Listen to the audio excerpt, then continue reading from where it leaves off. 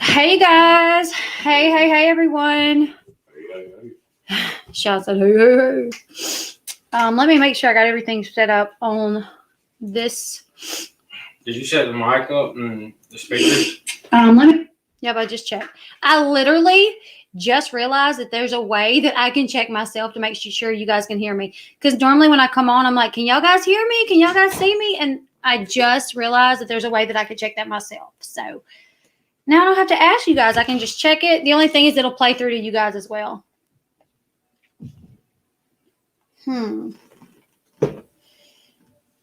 Hey, you guys. How's everyone doing? So I wanted to do a live for a few reasons. I've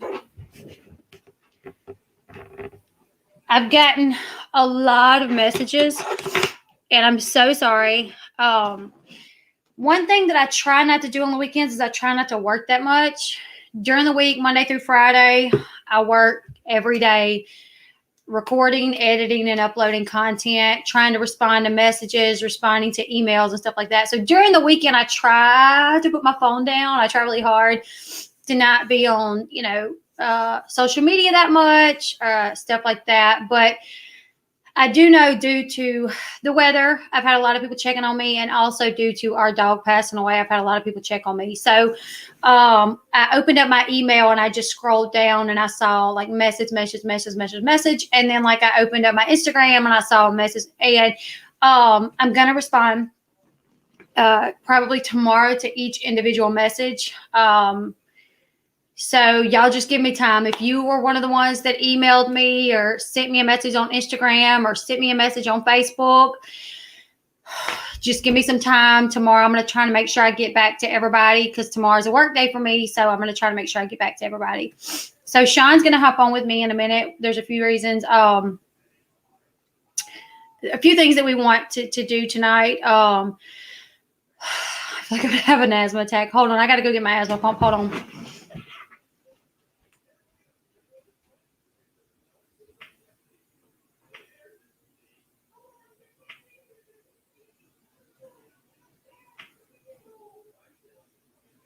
Y'all good back here?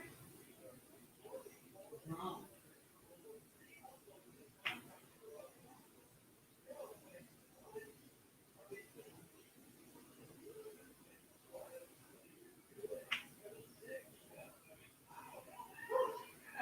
Not breathe. Kaden, you want me to shut this light off? I love you guys.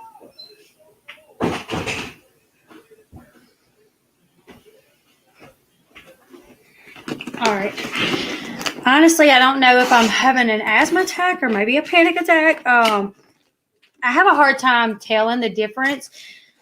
The only thing I know is I can't breathe, so I try my pump, and if it doesn't get rid of it, then I assume it's probably anxiety.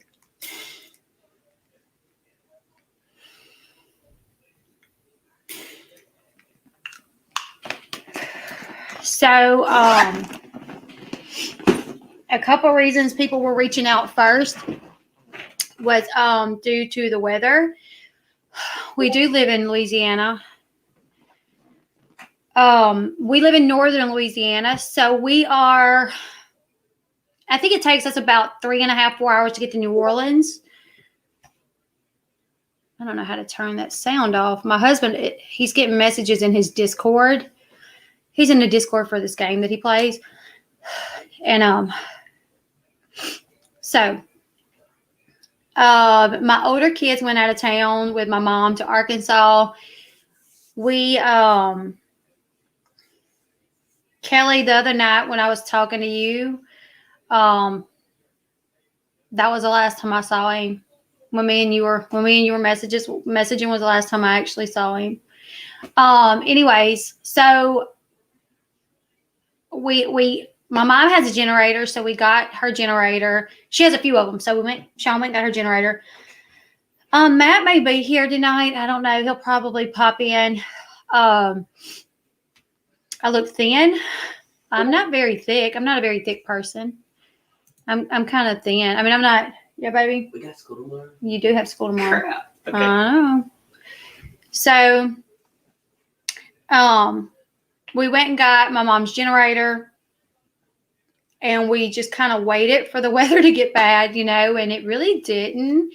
I mean, we got some strong winds and some rain for literally about an hour. Yesterday, I think it was literally when we were burying Sunny was when the weather just like we were outside and started pouring down in the wind. Actually, I think that happened twice because I think it happened Saturday for about an hour. It got a little windy and it rained a little bit, and then Sunday it happened again, but both for about an hour. Wasn't bad. And I just kept thinking, is this it? Is this it? Because I was we had already had a plan that if it starts getting bad, we were going to head north. We were going to leave. We didn't want to be. Now, we had a generator, but I was like, so last year when Laura came through, we was here when the power went out, but then they said we were going to be without power for like 2 weeks. So it was like, okay, no, we're not staying here for 2 weeks. We'll jet out. So we went to Sean's parents' house in San Antonio, but they live down here now. So we was just going to go stay in a hotel somewhere up north, until if it was going to be anything like us be without power for multiple days, then we were going to head out. But thankfully that never happened. Now I talked to my mom today and I said, we'll get Sean to bring the generator back, and she said, well, just keep it because in a few days we're supposed to get really bad weather again, so we're going to keep it for a little bit, thinking about buying one of our own so we don't have to keep going back and forth. So the weather, we survived. It wasn't that bad. Sunday though, we lost Sunny. You coming, babe? Yeah, you're gonna get you a chair. Yeah. Okay. Whew. All right. I gotta give it a second. Hold on. Schools here have went back virtual. We have over 6,000 COVID cases a day. Oh my goodness. I'm actually pretty shocked that we haven't went back virtual. They canceled school today due to hurricane. They called it Hurricane Day. We always get more tourists here in Gatlinburg when the hurricanes hit down there. I think my mom's visited Gatlinburg a few times. And I think Flossie has too. Or I think it's Gatlinburg. But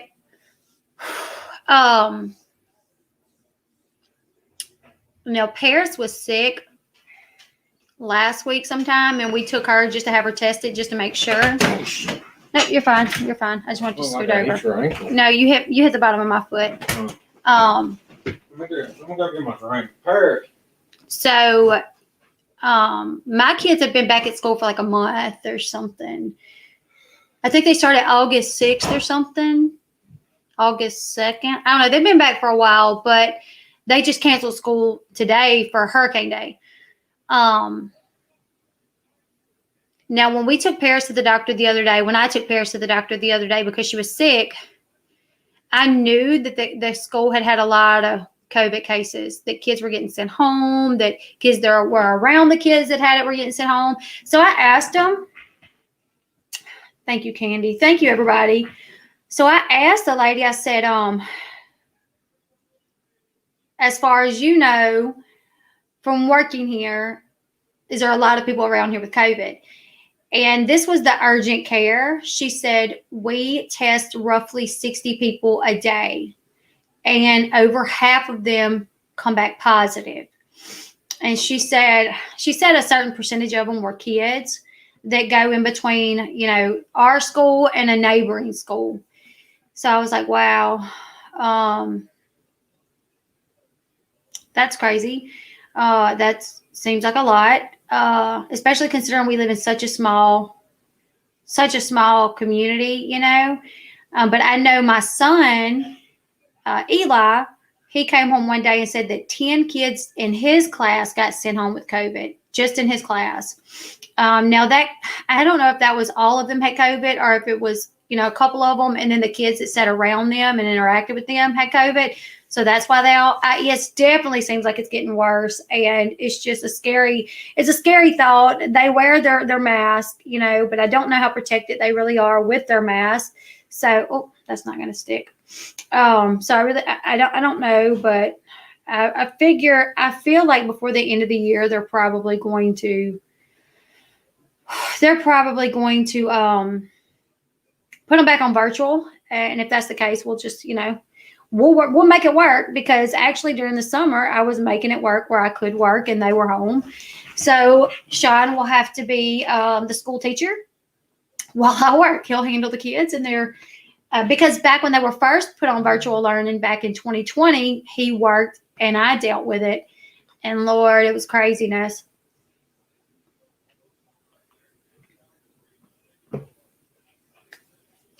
My friend's son got exposed at school, so now they have to quarantine for 10 days. And I work with her today. Hopefully they don't have it. They're going to get tested tomorrow. Another thing that I realized with getting tested is like sometimes they don't show up because it's too early to be tested. And then other times, like if you don't go up far enough, it'll come back negative when it should be positive. And that was something that Kaylin Laurie talked about on her podcast. She said she was actually tested like after she got back home one time, and she was already having symptoms. And when she was in the Dominican, she said it was right before they left or something. But she said they did not go up far enough, and it come back negative. They do sell, they sell some at Walgreens. They sell one that's like $23, and then they sell one that's like $154. The one that's like $154, you send them out, and I guess they can test for the different strands. But the $23 one, I saw, because I was going to buy one of those.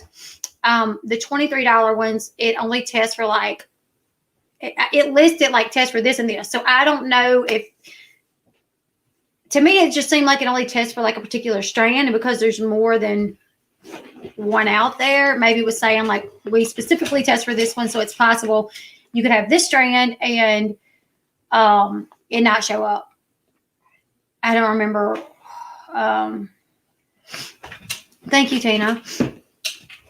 They're doing the saliva test here in East Tennessee now, which is cool. I didn't know they had those. I'm cut off like so far. Here, lean your head in to me, darling. I don't want to be like all crooked in the stream. Yeah. So, I use a $23 one. I need this night. Trust me, my son's 7 hours late. Oh my goodness. Emergency surgery to repair his femur. I've never felt so hopeless. Hubby with him just oh my goodness. That's terrible. Yeah, that's hold on. How old is your son? He was in a motocross accident, so I'm guessing he's a little older. Our son Dakota broke his femur when he was 2.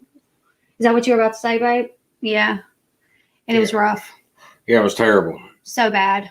It was one of the worst experiences. I mean, and I don't want to scare you when I say that, but just because of the cast that they put him in was really hard to deal with. And your kid's obviously older, so you're not going to have to worry about changing. He'll know how to limit himself. Diaper and stuff. What was so terrible about when Coco broke his leg is he was so young and he was in a diaper. So we constantly had to fight. 3 surgeries in 1 year, hanging up the helmets. I do not blame you. Yeah, that's crazy. I do not blame you at all. Yeah, Coco is the reason it was really rough. Obviously, the fact that he got hurt was terrible. But the cast that they put him in, it come up to like his belly button and down all the way to his foot on one leg, the broke leg. And then the other leg, it come down to his kneecap. And there was just an opening where his diaper. We gotta like scoot that computer back or something. I don't know what's going on tonight. Oh, I think I do normally scoot it back some. Yeah, it's crazy. How's that, babe? It's better. Okay. Yeah. So yeah, it was really tough because they said the cast cannot get wet, and he was in a diaper. He was like not even 2. So we had to put like he was trying to climb over our backyard fence. So Sean's mom was there, thankfully, because she worked for CPS at the time, and she had worked for Yeah, CPS for a could- long time. Of So course, when he broke his leg, they put us under investigation at the hospital. CPS, yeah. They called CPS. which his Which is mom told fine. us. His mom told us they're going to call CPS on you guys. So Sean's mom was there visiting from out of town, and I was going in and out from like visiting and cooking to going back out to check on the kids. And we had a cyclone fence in the backyard, and we had one of those wooden playhouses, the big ones or whatever. So he just decided that he was going to climb over the fence to go over to the other side. And I had been out there, walked in, stirred the dinner, and was going back out. And right when I come out, he had just threw one leg over the top of the fence, and it scared me. And I said, Coco. And when I said Coco, I scared him, and he let go and he fell. And I immediately knew by the way that he landed that he broke it. And I yelled to Sean. I said, as I took off, I said, Coco just broke his leg. And I ran down the steps out towards the gate of the fence, like out here. Let me see if you get like this way. I had to get to the fence and then go around to where he was, like back up here. But Sean, he ran out of the house, jumped like from the house over the steps and then over the fence. And he was to Coco before I could get to him. And I knew like right off the bat, I was like, his leg's broken. Sean's like, no, it's not. No, it's not. I'm like, no, it is. It is. So Sean was like trying to stand him up to get him to like put a little weight on it, and he wouldn't. So his mom was like, they're going to call CPS on you guys. And I was like, that doesn't bother me one bit. I don't know who you are, but please just stop. Like, don't be spamming my chat. Like, my goodness. People's here trying to have a good time and talk. And at the hospital, I saw small children have chest tubes or NG tubes. That was really sick. Very sad thing. I'm a medical student. Yeah, that's terrible. Hey, Wildflower. They just sent me a message, so. Oh my God, Elle. I'm sorry. That's why he's stuck there, because he won't stand on it at all. We need to get him home. Yeah. Y'all are trying to get him. Oh man, what kind of cast is he in? He sent me a message saying they were trying to get it up. Yeah, well, that's another reason why CPS was called. So I took him to obviously the nearest hospital, and they sent us by ambulance to a bigger hospital. Well, thank you so much for the super chat, Becky, for the super sticker. Thank you. Well, at the smaller hospital, they were like fine. Like I actually knew the x-ray tech. Like I know her personally. They were fine. They sent us to the bigger hospital, and we get there and they're very like not want to talk to us, treating us almost like we were guilty of something, So we had taken x-rays at the little hospital, and it was confirmed his leg is broke. It was not hairline fracture, it was completely broken. Like, so when we get to, said he has to stand with a walker, no cast. Right in the screws, no cast. Oh, goodness. To get him home, y'all may need a van to like lay him in the back of, you know what I'm saying? Because I doubt he wants to bend that leg and sit with his leg. Like the best thing he could do is lay down somehow to ride home. So yeah, this was 5 years ago, 4.5. Yeah, like 4.5 years ago. So when we get to the bigger hospital, they are like, we got to do my account. Hold on, I'm sorry. Yeah, I am, because we were going to show them the thing. That's fine. Okay. Oh yeah, I was completely fine with it. Like I was like, it is what it is, like I get that. Honestly, I would rather them investigate cases more, like investigate them, because it just so happened that we weren't the cause of him breaking his leg. But what about the person that, you know what I'm saying? The person next that maybe they were. So like, I didn't mind being investigated just so they could make sure we didn't harm him. And actually the lady, the CPS lady said that break is one of the main breaks in broken legs for kids, that the person that harms a child will literally just twist the leg until it snaps. So that's like one of the main causes of a child with a broken leg, and that type of break is that, that's how they do it. Like somebody abusing a child, they'll literally just kind of like twist the leg until it breaks like that, and that's the way that it breaks. So when we get there, they're like, we need to take more x-rays. So I'm like, okay, fine. Well, they x-rayed his broke leg. Then they're like, we need to x-ray his other leg. And I'm like, his other leg is fine. And they're like, no, we need to x-ray it. I'm like, okay. So then I'm like, well, he did have a fall, so they're probably just making sure. And then they start x-raying everything, whole body, and then it dawns on me, like they're trying to check to make sure he hasn't previously had any broken bones that have maybe grown back that weren't reported or something like that. Like I knew what they were doing, which still, once again, it was fine. The only thing that aggravated me is that he was in pain while they were moving him around to do this. Like I was like every time they would try to move him around, it hurt him. So I was kind of frustrated with that, but I understood why they needed to do it. Thank you, Kira. Is it Kira or Kyra? Thank you. So they took the x-rays. Obviously he had never had a broken bone before, so I don't know what's unplugged, babe. This isn't plugged up. Unplug this one. Sorry, I keep getting up and down. I had to take care of something. So anyways, they do the cast on him, and it was tough for us because we had to keep it from getting wet. And he was still in he was in a pull-up at the time, but then we had to go back to a diaper because we couldn't get the pull-up over it. So then we had to put the diaper on and then duct tape or tape all around the cast. Can they still see me when you do that, babe? Yeah, I sure can. Okay.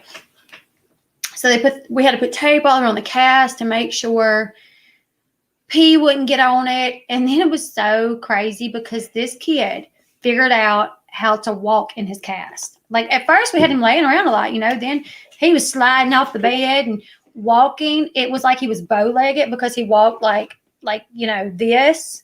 And then he would get in front of the TV to watch TV, and he used his cast as a chair because if he just stood, it was really. I'll make another call. Oh my goodness! It's fine. If he just stood and kind of crouched down, his cast was like a chair almost. It was really weird. So I would come in the living room, and he'd just be sitting there in his using his cast as a chair in front of the TV. Oh, Samantha, thank you so much. Thank you. Hey Elle, hey Sean, hey Holly, hey you guys. Thank you so much, Samantha.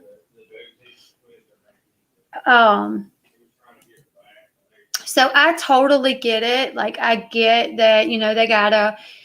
What's even worse is 2 weeks before that, Paris had broken her arm at church. So yeah, it had happened at church. So there was tons of witnesses there too. She was outside, so it was just such the biggest coincidence that Paris breaks her arm, and then 2 weeks later Coco breaks his leg. So yeah, they, I understood it. And one of the things when the CPS lady come to visit us at the hospital, she said, do you have any other kids in the house with any broken bones? And I'm like, well, yeah, sorry, my daughter, she has a broken arm. And they're like, well, what happened to her? I'm like, at church, she was playing, and actually they were playing basketball. I don't remember exactly what happened, but it was something to do with playing basketball, and she ended up breaking her arm. So yeah, she visited us every day while we were in the hospital with Dakota, which was 3 or 4 days. They had to do surgery. And then the day that we got to go home, we got home at 11, in the afternoon or whatever. They had, within 30 minutes of us getting home, she was there. She went through our house. She went through our refrigerator. I took her out back and showed her where the accident happened. Yeah. And that she had already been to the school and talked to all of our kids. The kids were running around, shooting her with play guns, pop, pop, pop. Well, Bobby was the only one that was not in school. Yeah. But she saw Bobby act kind of crazy. So Bobby she was like, oh, okay, yeah, I get it. Bobby. And we have been in the hospital for like 3 or 4 days. And like when this happened, I just sent my mom to the house and had her pack our bags, so she had left clothes out of the dresser, left dressers open. The house wasn't terrible, but it just wasn't. By the time we got home, I didn't have time to even pick up before she showed up. So yeah, that's what. So I feel your pain. I'm so sorry that your son's having to go through this. She said her son don't have a cast. They done the surgery, put, I think you said pins in. Yeah. And now he's like on a walker. That sucks. Yeah, that sucks. Now, I guess we'll talk about Sonny. So, Sunday morning, Sonny got ran over by a truck. And, thank you, Southern Charmer. Sean, I just want to say thank you so much for your service. Thank you. I've been so aware of things lately. We love all of our service members and veterans. Yeah, thank you so much. I think a lot of people, I did a video the other day about Ryan Edwards getting really mad because the producers of MTV moved his flag and put it on the ground because it was in their shot. What do you say to that? When Ryan was still on the show, they was filming at his house and they were like sitting on the porch, I guess. And he had a flag in like one of the posts and the producers moved it and set it on the ground. Oh, I would probably fight him. I knew he would. So because Ryan got extremely, I'll probably go out and rip everything apart and tear everything up. So Ryan got mad too, and basically was like, put the damn flag back, or you guys can leave. And so he kind of like ran them off or whatever. So I said, I think neither handled it appropriately. I feel like they should have asked, like, hey, can we move it? Or can you move it? Or how can we shoot around it? Even if they moved it, don't put it on the ground. Yeah. It's so disrespectful. In my video though, I said I kind of disagree with both. That MTV, that it is disrespectful, and I said I'm married to a vet, so I find it disrespectful. MTV could have asked, and Ryan probably didn't have to get that upset. Well, a lot of people was like, oh, heck no, I agree with Ryan on this one. And I'm like, I agree with him as far as getting upset because I agree that it's disrespectful. And I even commented because someone said I would flip out. And I said, I think my husband would too. Like, I think my husband would really get, because Sean is all about, I'm respectful. I have a lot of respect for the flag as well. Considering that I'm married to, I think even more so maybe when you're married to a veteran. And I know how he feels about it. So in my video, I was just saying, like, I think maybe both could have changed some things to keep from like having a problem. But I think it kind of made it I think I may have come off more as not being offended by it, but I would have been like, if somebody was here at my house and we had a flag out there and they moved it, I would be like, dang, you couldn't ask me and you put it on the ground. Like, really?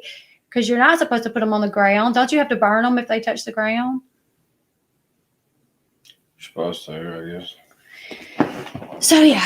So if you disrespect the flag, you have never been handed one in a grave. Yeah.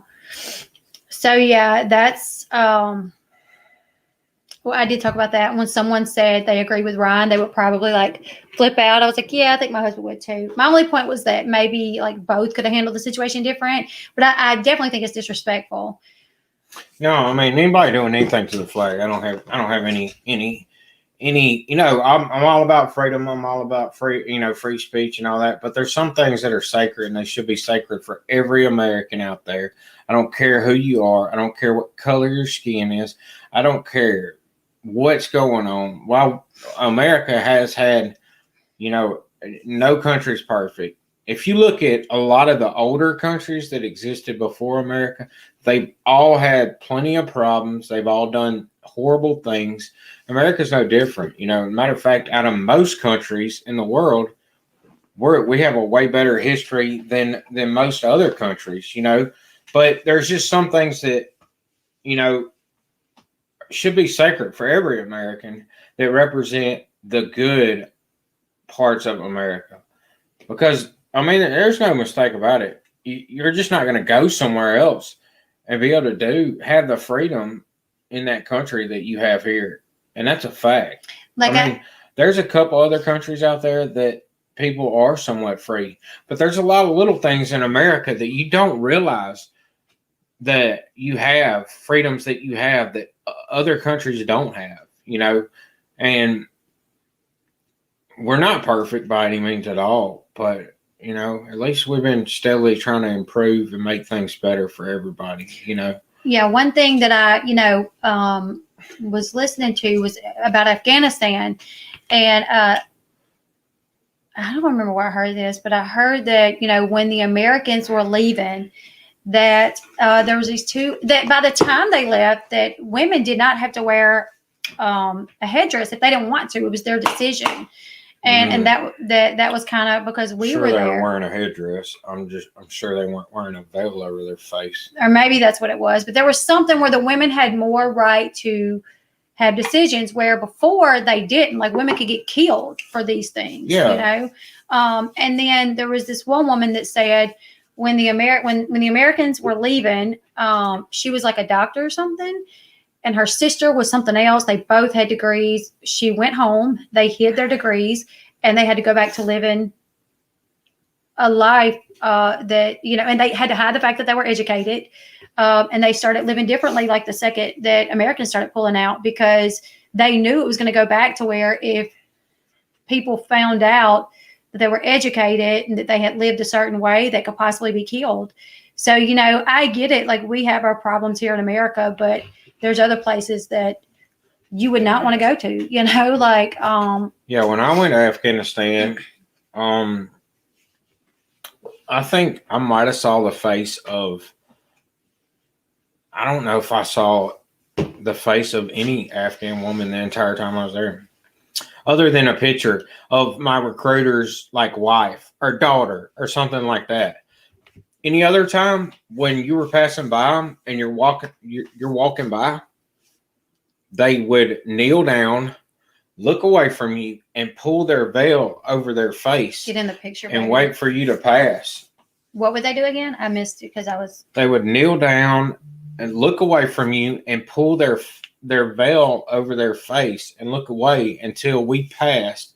And then they would stand up and uncover their face. I mean, their face was already most of the way covered, and they wear these big, like, dude, they look terrible to wear, like thick dresses with like a hair covered off, 100%, face covered, like a veil. The only thing you could see was like their eyes, basically. No, a see-through veil over their face, and then they would just when a man passes by, they would grab their veil. The like thick non-see-through veil and pull it over their face and look away from a man. And that was Afghanistan, so, and that was every time we passed by one.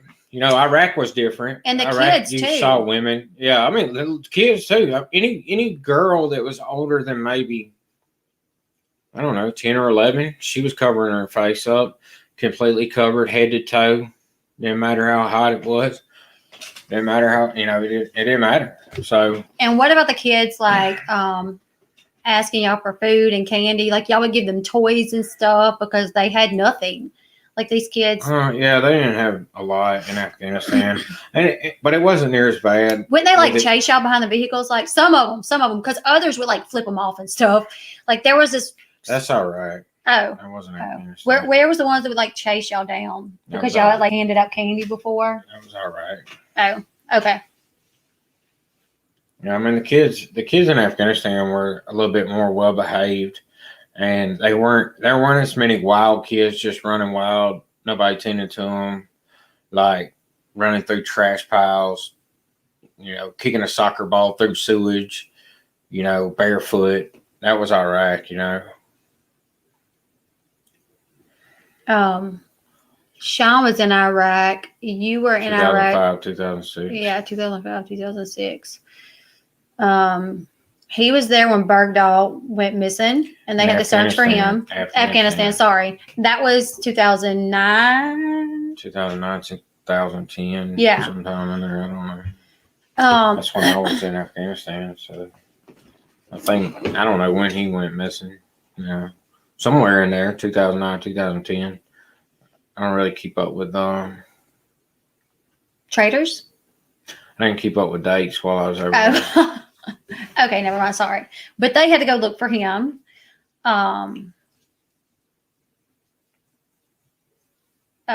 So yeah, I'll get into a little bit more about Sonny. So Sunday morning, now Sonny sometimes could be a late sleeper. So Sonny would usually go to bed in Paris's bed. Paris's bed has a window. He would sleep at her feet, always like facing out where he could see right out the window to see in our driveway. And he always went to bed there. And then at like 2 or 3 o'clock in the morning, he would get up and come to our bed, and he'd done the same thing almost every time. He would like get on Sean's face and like lick Sean in the middle of the night. He would lay his head on Sean's shoulder for a minute, and then he would like either sleep. He would a lot of times sleep in between Sean's legs, or he would come curl up next to me. Like if I was sleeping like with my back to Sean in like a spoon type position, I guess, he would get right up in my stomach. Like if I had hoodies on, he would actually go up in my hoodie. He loved being hot. He loved to be hot. He loved being hot, like hot. It's he would lay on top of crazy how air hot. vents, like with the heat going. You know, when the heat was in the wintertime, he was on top. He was on the vent, laying on the vent. He just loved being hot. And but anyways, you know, he I guess, you know, he always slept late, and he would be underneath a blanket, and you wouldn't even know he's there till like 10 or 11 o'clock. You know, he would get up at like 8, 9. You let him outside.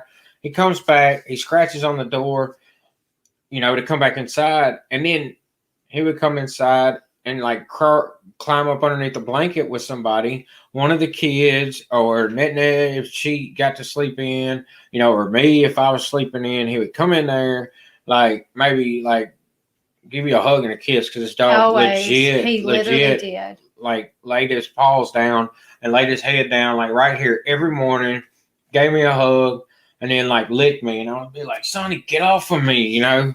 And but anyways, so like I don't know, man. We got up, and I guess one of the kids let him out, but we didn't really want to be like, who let him outside? Because then it's kind of like you're like, we didn't want any of the kids to feel responsible for it. So yeah, that's the last thing I want is for our kids to like know that they were one of the ones that let him out. And like I didn't see him all morning, you know, and we just thought he was asleep. Thought he was asleep in one of the boys' rooms or underneath the blanket somewhere. I mean, that was nothing abnormal. And then one of the neighbors came and knocked on the door and was like, "Hey, Sonny's laying by the road out there." And I knew, and I was like, "Is he dead?" And he was like, "I think so." So like I went outside, and he was laying out there, and I knew he was dead, you know. And whoever hit him just moved him. They didn't come tell him. I don't even know if they moved him. I mean, they could have hit him and somebody else moved him. No, they moved him. It was the man that hit him that moved him. How do you know? Because Paris found out, because it was Kerrigan's dad. Yeah, but he said he thought that he hit him, and he thought we were outside, so he just kept going. I thought he said he moved him, and I don't know. I don't know. Maybe we don't know what happened. We just know he got hit, and I know that like. You know, at first, I didn't really care. I didn't really want a rat. No. You need to finish that sentence. You said You said at first I didn't really care. It makes it sound like you're saying at first when he died you didn't really care. That is not what he was about to say. No, well, I'm trying to finish what I was saying, and then people know what I'm trying to say. Okay. But anyways, I didn't really care to have a rat terrier. Is what I was saying. I didn't really want a rat terrier, and I didn't really want him at first, but then like maybe 4 or 5 months ago, like I guess between like him just jumping, always being there and like jumping up in my lap all the time and hugging me every morning, and him just like he grew on me, and he was not a good dog at all. He was such a bad dog. He was really bad. But he was smart, and he was bad because he liked being bad. I mean, I couldn't get him to stop chasing cars.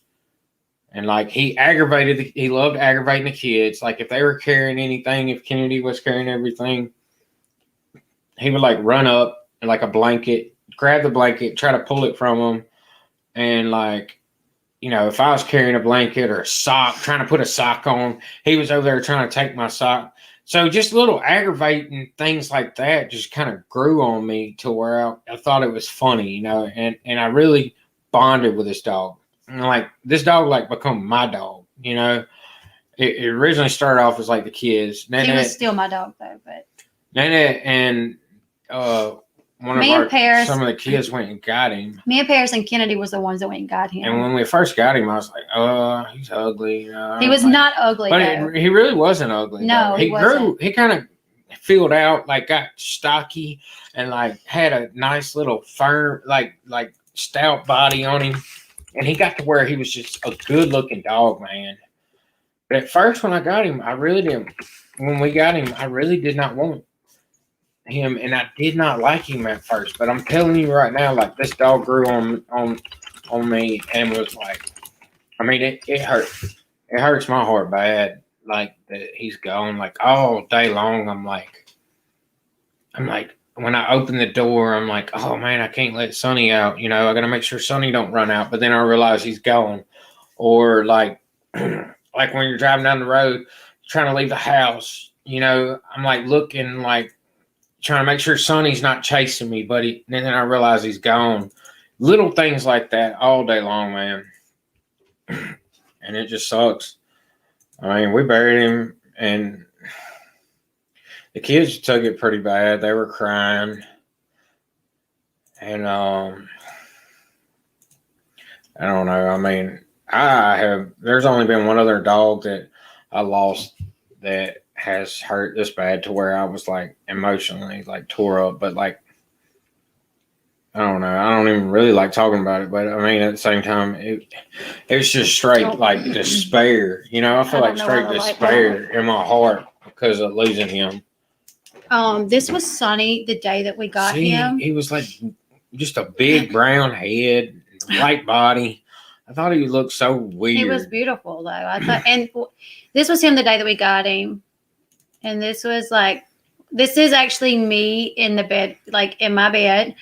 And he would literally come sleep like right there.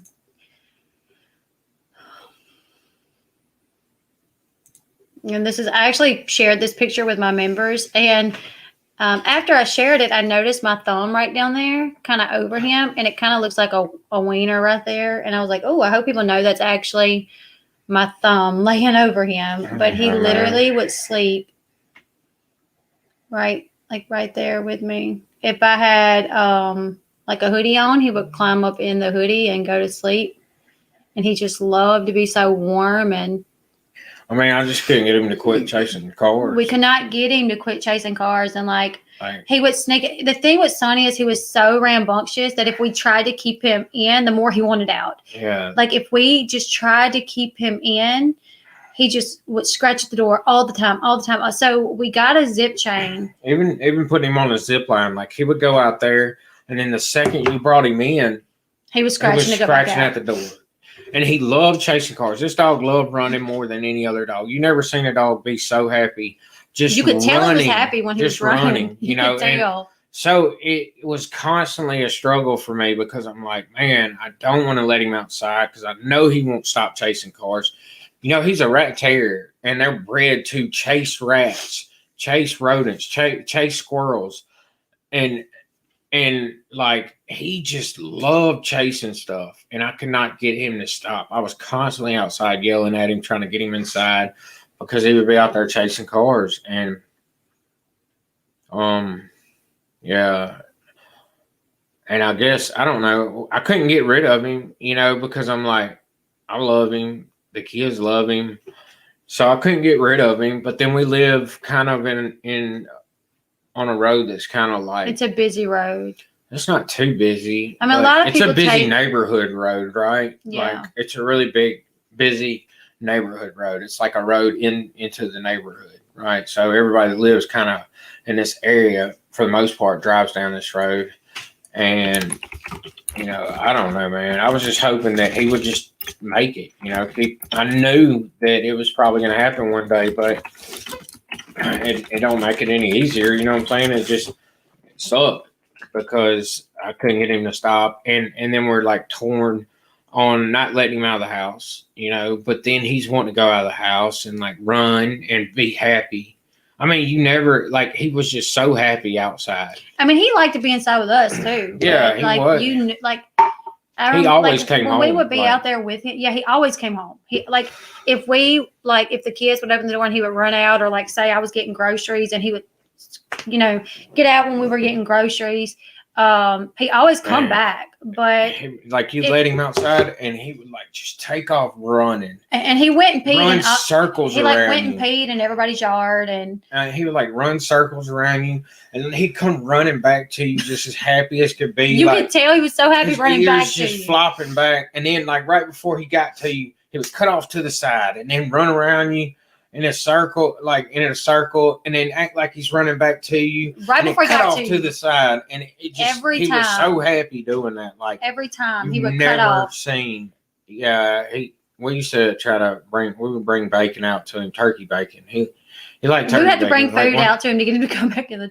See, that's another thing. It got to where like me and him were like always eating together. You know what I'm together, saying? yeah. Like I like turkey bacon a lot, and I make turkey bacon and like cheese wraps a lot. So I was always like giving him turkey bacon. I cook these like chicken and rice meals, and like I don't like the chicken in it, so I always gave him my chicken. And like I made a chicken and rice meal today, and I was like, I don't know what to do with the chicken, you know, because I always gave it to Sonny. He was always there.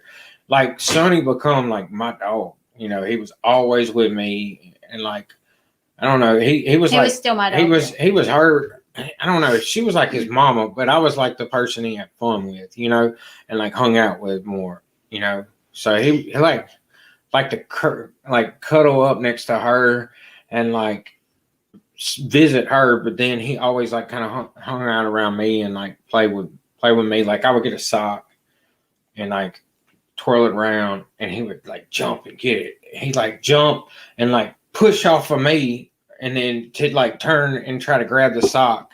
And I mean, he didn't care if he flipped over and landed on his neck. Like he was trying to get that sock. He would do a backflip trying to get the sock, and then he'd grab it, and I would just like shake him all around the house. And he loved that. He loved that. Like he loved getting a hold of like a stuffed animal or something, and me just like throwing him all around. He loved it, you know. And then I would like rip it from him and then throw it, and he would take off running as fast as he could. This is one of the things. That was one of the things. That was like his favorite toy. This was one of his favorite toys. He actually liked socks more than that. He loves socks, yeah. And like stuffed animals, but I bought that for him so he wouldn't tear everything up. He tore everything up in the house though. He really did. He chewed on everything. He was not a good dog. Like even today, like picking up toys. I'm like picking up Kennedy's toys, and I'm like finding a Barbie that he like chewed the arm off of. And he was a year old. He turned a year old in July, which makes me feel even worse because he was so young. Yeah.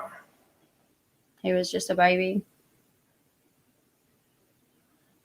Yeah. But I saw him the night he went with me to the store the night before. The night before, Sean went somewhere, and I had to go to the gas station to fill my cart with gas, and it was just me and Sonny.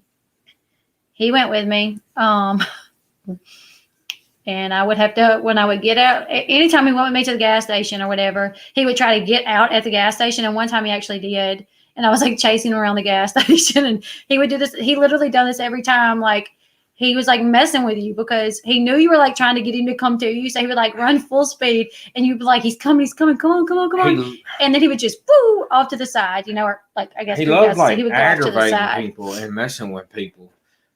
And like, it's weird because like, and I was thinking, I talked to Nate about this earlier, and I'm like, man, you know, the things that you miss about people are like animals when they pass away that you're like attached to, or like the things that aggravated you about them when they were around. Yeah. Right? That's what makes you think about them all the time, because it was such an aggravation. You could not open the door in our house because he was coming 90 miles an hour to jet out the door, you know, and he always came back. So you didn't have to worry about that, but you just had to worry about, thank you. Thank you, T-Spiracy. Yeah. Thank you, AZ. Yeah, this dog was like, he was definitely family. Like I did not even think that I was going to get attached to this dog, or like, but I got to where I really love this dog. Like I literally remember one day it just hitting me like a ton of bricks. Like I love the heck out of this dog, you know.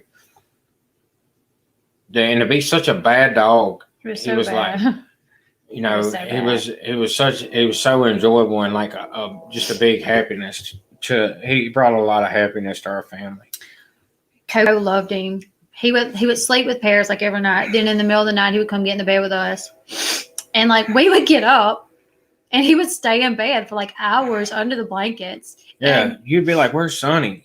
And like you walk around all through the house, you wouldn't see him, and then you go throw a blanket up on the bed, and he's underneath there, and he like wakes up like looking at you like half asleep, and you just throw the blanket back on him, and he go back to sleep. Yeah, He was, yeah. See, that's the thing is like the lady that I got him from, because a part of me was like, I should have never got him. I should have never got him because, like with the kids, you know, our doors are open a lot. We live next to a highway. But then, like the lady that I got him from, she lived next to a very busy main highway. So, like, there's no way he would have been okay there. But yeah. I mean, he definitely lived his best life with here. I mean, he lived like a king in this house for sure. I mean, he ate basically what we ate. We bought him like the most expensive dog food. Like we gave him like bottled water. You know what I'm saying? Like we felt like filled he his was. food back up too. Yeah. We just filled his food back up the night before. Yeah, and then when I went to Walgreens today, I like saw the food that I buy for him, and I just bought a bag for him like two. No, it was the night 3. before he got killed. It was the night before he got killed. We filled all his stuff up, and so we went to the store, and when I went to get out, of course, he was trying to get out, so I had to push his head down and like hurry up and shut the door, and I had to go inside and pay for gas. And when I come back out, he was standing on my middle console, just like looking around, and I had Coco because Sean had dropped Coco off with me. I just wish that like the first hit, you know, like some dogs will like chase cars and be bad about chasing cars, and then they'll get hit and they'll live. You know what I mean? Like they might like they'll be like kind of messed up. Like I would have gladly taken that like him like to the bed.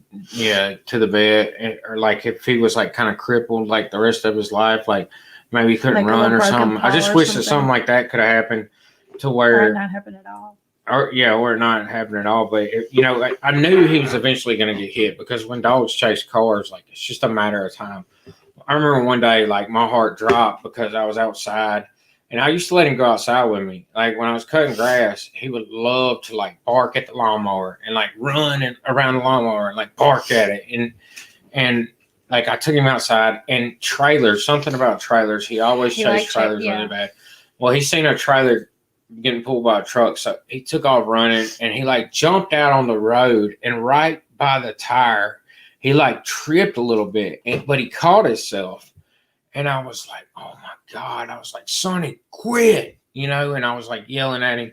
And all our neighbors were like, they got mad. We had like an incident, like, because they're all like, y'all don't watch him your or dog. something, but like, we do. Like, he just gets out so much. And they're like, y'all don't watch your dog. And then we had like this one woman that's like, so we finally got him fixed. But before. Because he was going to chase Tail. Yeah, before he got fixed, he was even way worse, you know. And we finally got him fixed. It was like a 3-month wait at the vet to get him fixed.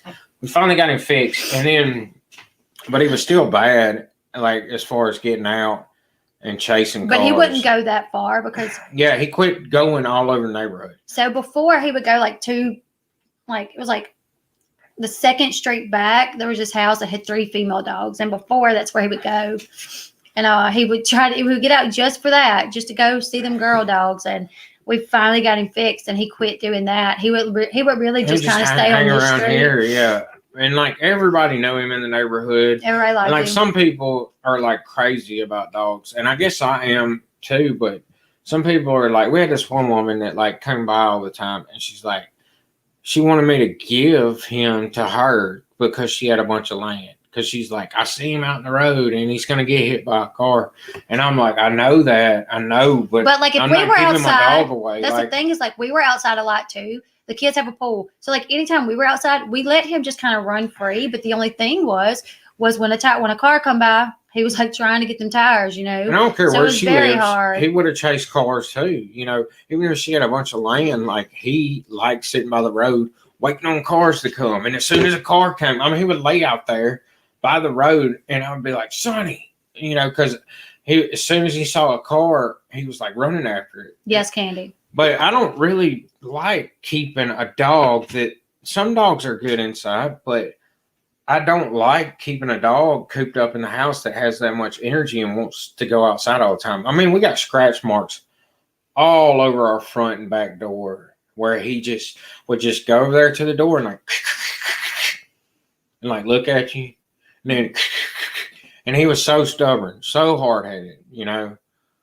He would sit there all day long till you let him out the door, you know. Yeah, I mean, there's some people that are like crazy. We had people like talking crap about us because our dog was outside, you know, like.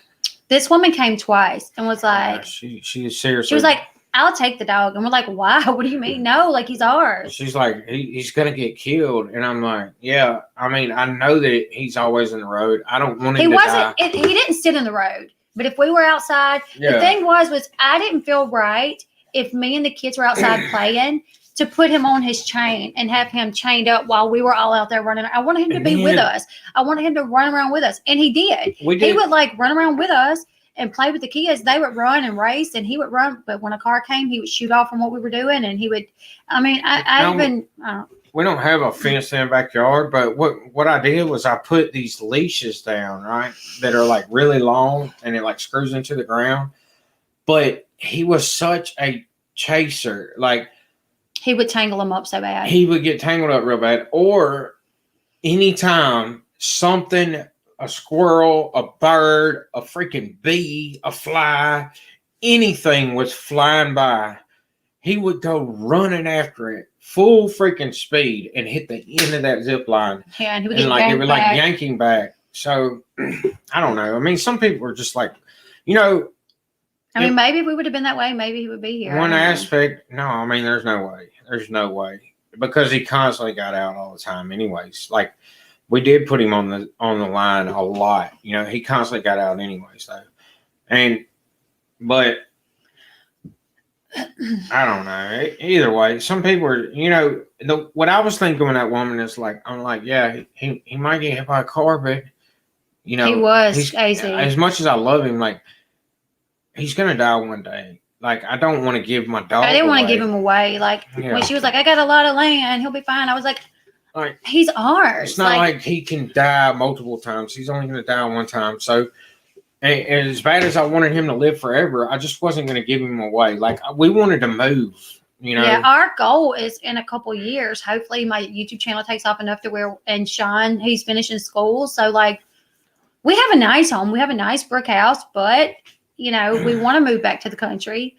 Not like deep woods country. No, not like never. where we don't have internet, like a few times before, but somewhere to where we can have another pet, where we have a fence or we have the land for them to run in.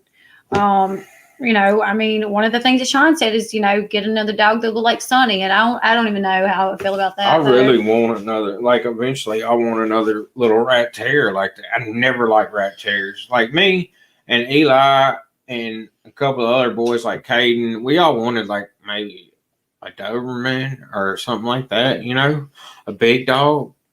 So when she came on with Sonny, I was kind of. They were aggravated with me. I was like, I don't want this little dog, like it's a little rat, you know. And Sean even come home from Walmart like the next day, and he had seen a full-grown rat terrier that was ugly. It was in a car, and he like walks up, and he's like, "Can I get a picture of this dog? Because we just got a rat terrier. I want to show my wife what it's going to look like." So then he sends me the picture. He's like, "Look at this ugly dog. That's what Sonny's going to look like when he gets old." And I'm like, no. But he really didn't, man. He filled out and looked so good. Like, I would pull down the road and see him out in the yard just standing like he looked buff, he was so like, pretty. Yeah, and he's just white as can be and like a brown head, like his fur was so nice. soft, you know, and he was just like his ears were soft, you know. I loved him. But anyways, I wish I could play this video, but it's only got Sonny. Like, I'm trying to find videos of him. Coco took this video. Good night, so. Smiling Wolfette. Smiling Wolfette. Good night. I know we have videos. I know. So Paris and Caden wasn't here when this happened.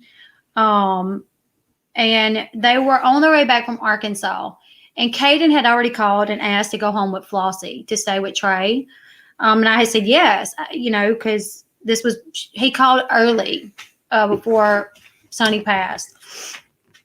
So I said yes. And then when, Sonny died, I was like, I would like for all the kids to be here so we can bury him. And I went to go get him. And all the kids came with me because Sean was digging a grave. So I took all the kids with me to go get Caden. Paris hadn't got back yet. And I told all the kids, I said, when we go in Aunt Flossie's house, do not say anything about Sonny dying. I sent you a piece of that. I'll check it, Southern Charmer. It really does. It really does hurt like family. I mean, it does. It honestly does. And I didn't expect that at all. But the times that it hits me the hardest is like last night, like yesterday when y'all left, and I got done digging the grave, and I was just like sitting there with him outside, and I had to like wrap him up in a blanket and then tape the blanket up like.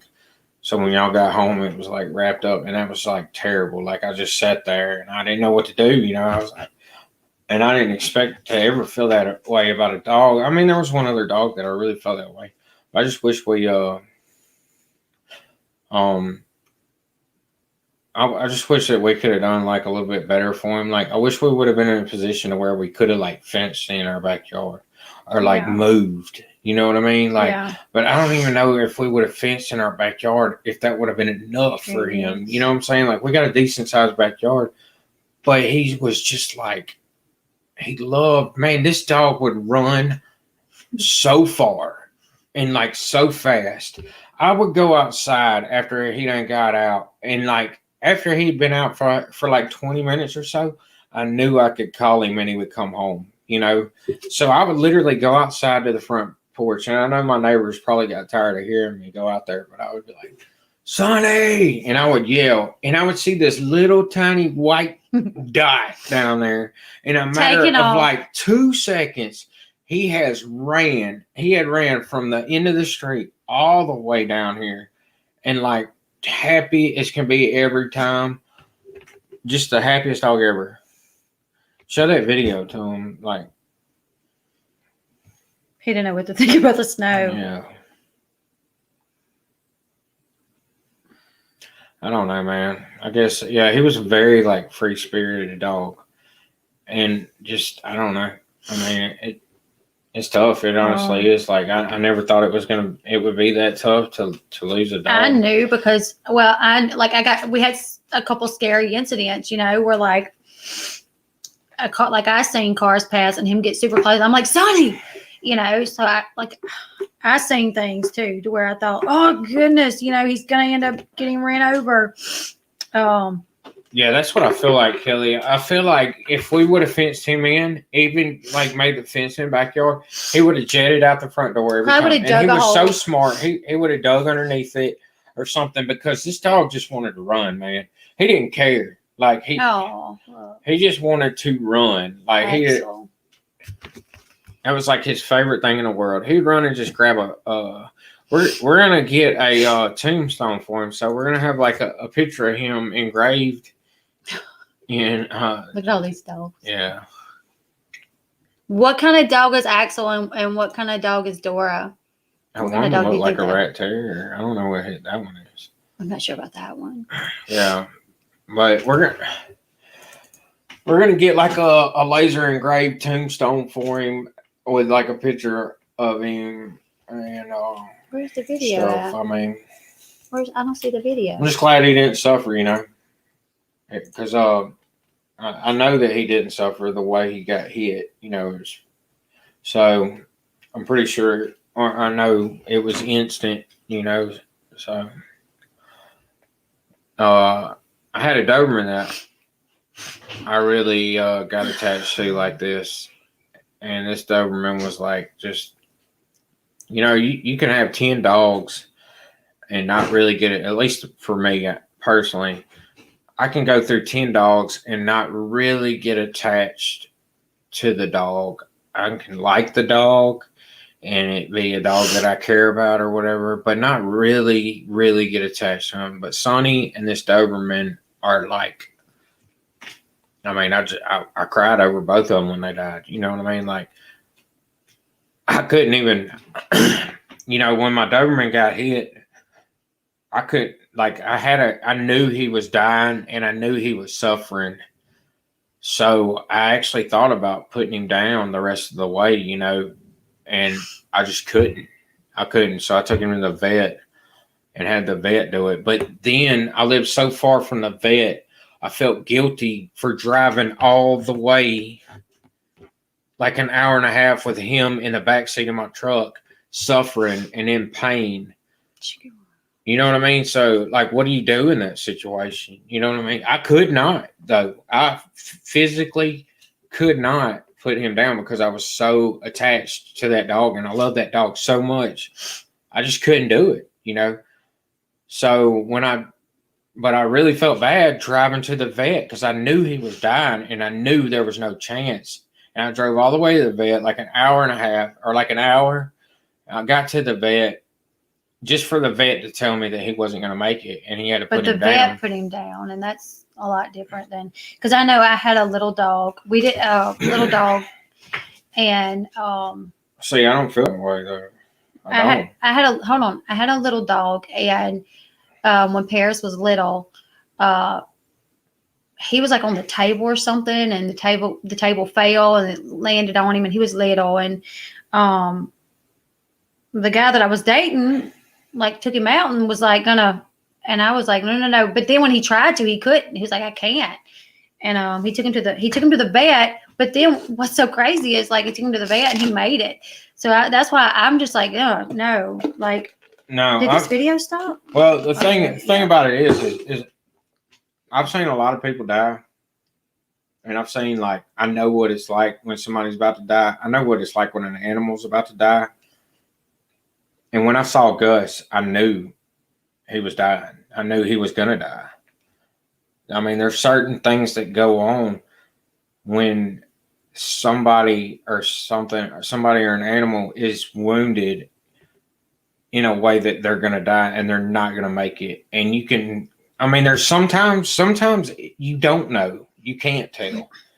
Like, I remember there was 2 guys that we loaded up on medevacs that I thought they were going to live. I thought they were just unconscious, right? But they pronounced them dead, like, on the flight.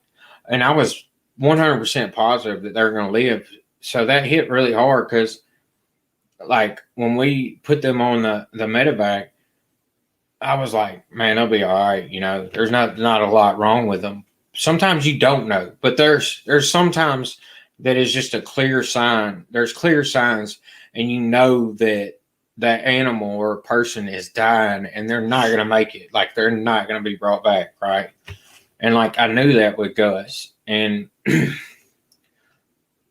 I've always kind of felt bad for driving him and making him suffer that long. I felt like I should have been able to, put him out of his misery and not make him suffer that long, because I knew he wasn't going to make it. Especially with a dog, if it was a person, they put him on, like, they get him in all, like, emergency surgery and put him on, like, life support and all kind of stuff, but a dog, they're not going to do all that. So I definitely knew he was gone, and driving him to the vet was just going to make him suffer longer, but I physically couldn't do it. I'm going to share a video of Sonny. When it got snow, I remember us all being out there in the snow, because my kids, I think it snowed more in my kids' lifetime than it ever did in my lifetime. I think, because I think we've gotten snow since we've lived here, 3 times? And I think it had only snowed, like, before I started having kids. I think I had only seen snow, like, twice, maybe. No, that's fine, Smiley Mama. I understand. Yeah, we didn't change the subject, honestly, because I'm getting, like... I know. I want to show this video of Sonny, and then we're going to talk about my website. But yeah, I wanted to update y'all on what happened. I shared Sonny with y'all, and I know a lot of y'all really like Sonny. And that was one of the reasons I didn't work today. Today's Monday. The kids did not have to go to school due to hurricane. So for that reason, and because I'm still like struggling, I didn't work at all today. So I decided to do this video where we could just kind of tell you guys what happened. And we want to share the website with y'all. Let me, I'm going to show this video of Sonny and then we'll get on that. Yeah, this dude was like, he was one of my favorite dogs. You know, I liked him more than I like most people, honestly. Sonny? Yeah, like I would have chosen to hang out with him over like a. Hold on. Why did it go over there? I don't know. What are you doing? Can they see that? No, I don't think so. What are you doing? I'm trying to show this Just video. shrink that and close it out. Why is it not showing over here? That's weird.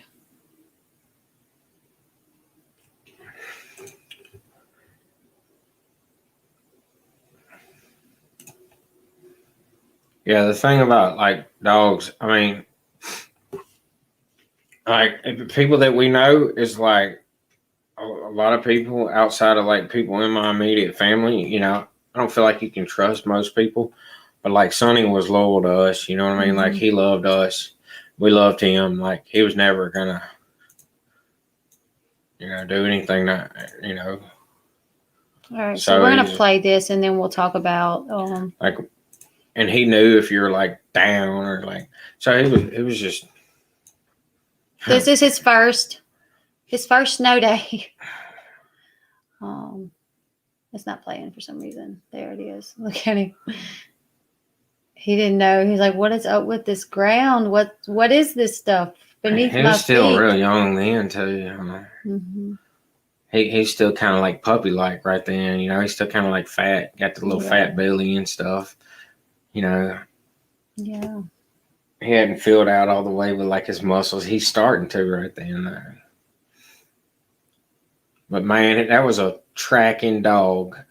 Like he would have been an awesome squirrel dog because that's what he loved to do is chase animals. Like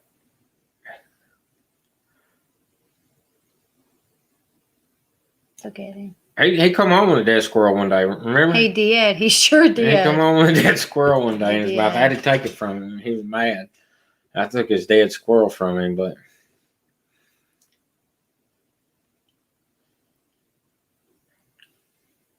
Pears took it really tough. Coco took it really tough. I heard a saying: a dog is the only thing that will love you more than they love themselves, and that is true. That is true. A dog. And like, man, like I was saying, every once in a while, you just get one of these dogs that is just like, I mean, you might, me personally, I might go through 10 but every once in a while, you just get this dog that is just like amazing, man. And that was Sonny, And like I said, he wasn't a good dog at all. He was bad. He was so bad. He was a bad dog. He was bad on purpose. And it was funny, it was just, aggravating, but he was just so bad, he was. It was his personality. Like he reminds me a lot of our son Coco. Like Coco is wild, like so wild, and he's gonna do what he wants to do, and then he'll laugh. If you get onto him, like look, those two right there could go at it for hours, right? Yes, they could go in this living room and be fighting. The dog and Coco, Sonny and Coco, could be fighting with each other for hours. Because Coco is very high energy, like extremely high energy. Like Coco will sit in this living room and cut flips all day long watching TV. He's in here flipping, doing cartwheels, never sitting still, climbing on the furniture, running around. The dude won't even stay on the toilet. Like when he's using the bathroom, you got to like yell at him, get back on the toilet. Yeah. Coco, I done told you, stop getting off the toilet when you're using the bathroom. Like, this dude cannot sit still for nothing. And him and Sonny, same way, man. They just freaking go at it, But anyways, Sonny would chew on his arms and on his legs and on his feet. yeah, we talk. Yeah, they would be. Sonny be like nipping at him, and Coco be pushing him, and and it was nonstop, man. Nonstop. Those two. I definitely believe that Sonny's in heaven, and that's what keeps me kind of like thinking, like, because here we had to keep him locked inside a good bit, but I feel like he's probably tearing the streets of heaven up right now, just like flying up and down. He's getting it. And one thing Nene said the other day is like Malachi, like we lost Malachi, one of our babies, she miscarried, right? So Malachi's probably got a dog now, Yeah, that's what I think. Sonny, I believe that, I honestly do. Like Abe is up there, and our grandparents, not my grandparents, but like my great grandparents are up there. So like I'm just thinking that maybe like my great grandparents are up there taking care of like the baby I lost, taking care of Abe, and now they have a little puppy, that's probably aggravating them. Maybe my grandpa and grandma are up there. At least on my dad's side, they are probably. Yeah. I don't know about the ones on my mama's side. They probably didn't make it. Oh. Serious. So Shauna's done with school. High five on that, babe. Well, I'm not 100% done, but yeah, he's done. I'm like right there at the end. I'm like just. You've turned in your final project. Yeah, but I'm like working on it and like updating it and stuff. Like they had an issue as soon as I turned it in, and like so tonight I'm probably gonna be up all night trying to make it. So like there's this thing called media queries. When you write code for a website, you design a website. And then you write media queries, which, adjust the size. So like when you shrink a website down or like you go look at it on a phone, the website has to adjust your screen, right? So now I'm going through setting all that up to where at different sizes, it will adjust accordingly to stack everything on top of each other instead of like jumbling it all up. So that's what I'm working on. Technically, he's done. But other than that, I'm pretty much done. Technically, he's done. So when you do this school, you have to build a website. That's like your main project at the end of this. At the end of the course, you have to build a website. So he decided the website that he was going to build was a website for my channel. It would be where anyone that wanted to be a part of my website, you could become. Can you share the screen? You do it. I'm going to move and let you do it. I don't know how you share it. Oh, so you just put it over here. No, you're still sharing the screen right here. No, don't stop that. So put it on the screen over here. That way we can just. Okay, so this is the actual live one. Okay, hold on. Hold up. No, because you've done something. Watch out, babe. I need to get the YouTube thing back up. Hold on.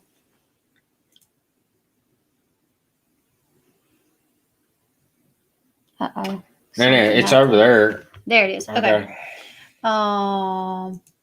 This is it. Okay. So hold on. Yeah, close it. Hold on. Let me close that out real quick. I don't want them to see that. Okay. Which it doesn't matter. They can't see that yet, though, babe. Nope. Nope. Well, then you share it because I don't know how to work StreamYard. Okay, so here's the website. Right here that Sean has built for me. And I'm going to do a full screen so you guys can see it better. And so this over here is all my videos that I currently have up. Let me talk them through. Okay, yeah, you talk them. Okay, look. So this is like the little logo that I designed for her website, right? And I designed that, which I was pretty proud of. Sean designed it himself. I didn't know I had them skills like that. So then I put a picture of her, and this is not the final version. This is just for school. I kind of wrote some stuff here or whatever, just like a brief, just a brief thing for her school or whatever, right? I mean, for her school, but for her channel, like a description. And then I put like some of the logos down here, but this is a pretty cool feature. It took me weeks to get this right. So like, when you come to the bottom down here, it just keeps loading all her videos, right? As soon as you hit the bottom, it loads more. And then you hit the bottom, it loads more. And it'll do that for every single one of her videos, pulling it from YouTube. So that was really cool. Of course, if you click on the video, it's going to take you to it. I have her social media linked up here to these. And then, so like I have an about channel, an about page here, which this is all just filler text where it'll talk about her a little bit, and like things that she likes. And then I designed this right here. This big blue thing in the middle is just temporary. It's just so I know like the size and everything. It's not going to stay that color and everything. But this up here is something I designed that I thought was really good looking. Yeah, that looks really I thought good. it was really cool. So this is going to be like the blog where she's going to post like, hey, I'm going live at such and such time. And, people that are members will be able to like comment on it and, say whatever they want. Or she'll talk about like, hey, such and such happened with whoever, you know what I'm saying? And then, so then I put I have to design this page out, right? And I'm going to just link like all her junk there. And then you can sign in. So like member login. I don't know if I have the database running right now, but you can actually log in. So, all right, now I'm logged in. And you can go here. Hold on. You can go here and you can put in like your first name, your last name, username, phone number if you want, because I was thinking about possibly in the future paying for if you come to the website and you put your phone number in, it's sending text out to when she's going live, right? Mm-hmm. So because people are constantly complaining about the fact that they don't get alerts or whatever. So I was thinking you can put your phone number in and maybe we'll set it up to where if she's going live at 9:00 tonight, it can just send out a text. An alert, yeah. Yeah, so that's something I was thinking about. And then you can delete your account whenever you want to, just by clicking delete, and then you can go sign up another account. But I do have it set up. I will have it set up to where I can block people by their email and stuff in case there's like trolls or whatever. So if you're not a member, you just click on this and you can sign in. Confirm your password. You can like set up an account real quick. And then I haven't linked her merchandise yet because this is taking me a lot to get to this point, and I have to turn it in for school at this point, but I'm going to continue to work on this, right? Mm-hmm. And then, that's it. So. And then, no, cover over like where all those things at the end that actually goes to my stuff. So that goes to my YouTube channel. They all go to her social media, which I have to put her TikTok on there. So you'll be able to like anybody who wants to subscribe to anything of hers, you can actually just come to her website. She's going to link her website and then you can just click on all her social media right there and then subscribe to it. So it'll be like really easy, mm-hmm. for which some of it. That's my old one. We're making a new one. She's making a new one. Actually, Candy already made a new one, but we're still working on it. But what I'm working on now is actually, so if you shrink it down, it'll be a mobile size. I'm changing the styles to where they don't, it'll adjust. It'll all stack on top of each other. You'll have a drop down menu because right now they don't have that. If you're on a phone, it's just going to show like her face. So you're not going to be able to do anything from a phone, but but that will be fixed before it goes live. This is the version that I'm working on right here, as a matter of fact. So all you have to do is, what's going on here? I think I made it too big. Anyways, see, watch out. Well, of course, it's not supposed to turn black down there at the bottom or green, but I have that set up because just for visual to help me style it. But it's already. That's what I have done. See how it's stacking on top of each other as I shrink it down, right? So that's what I'm working on right now. But anyways, that's it. Yes, he did dig it. Well, thankfully we never left Sonny for very long. Usually anytime we left, Usually, anytime we left, we weren't going.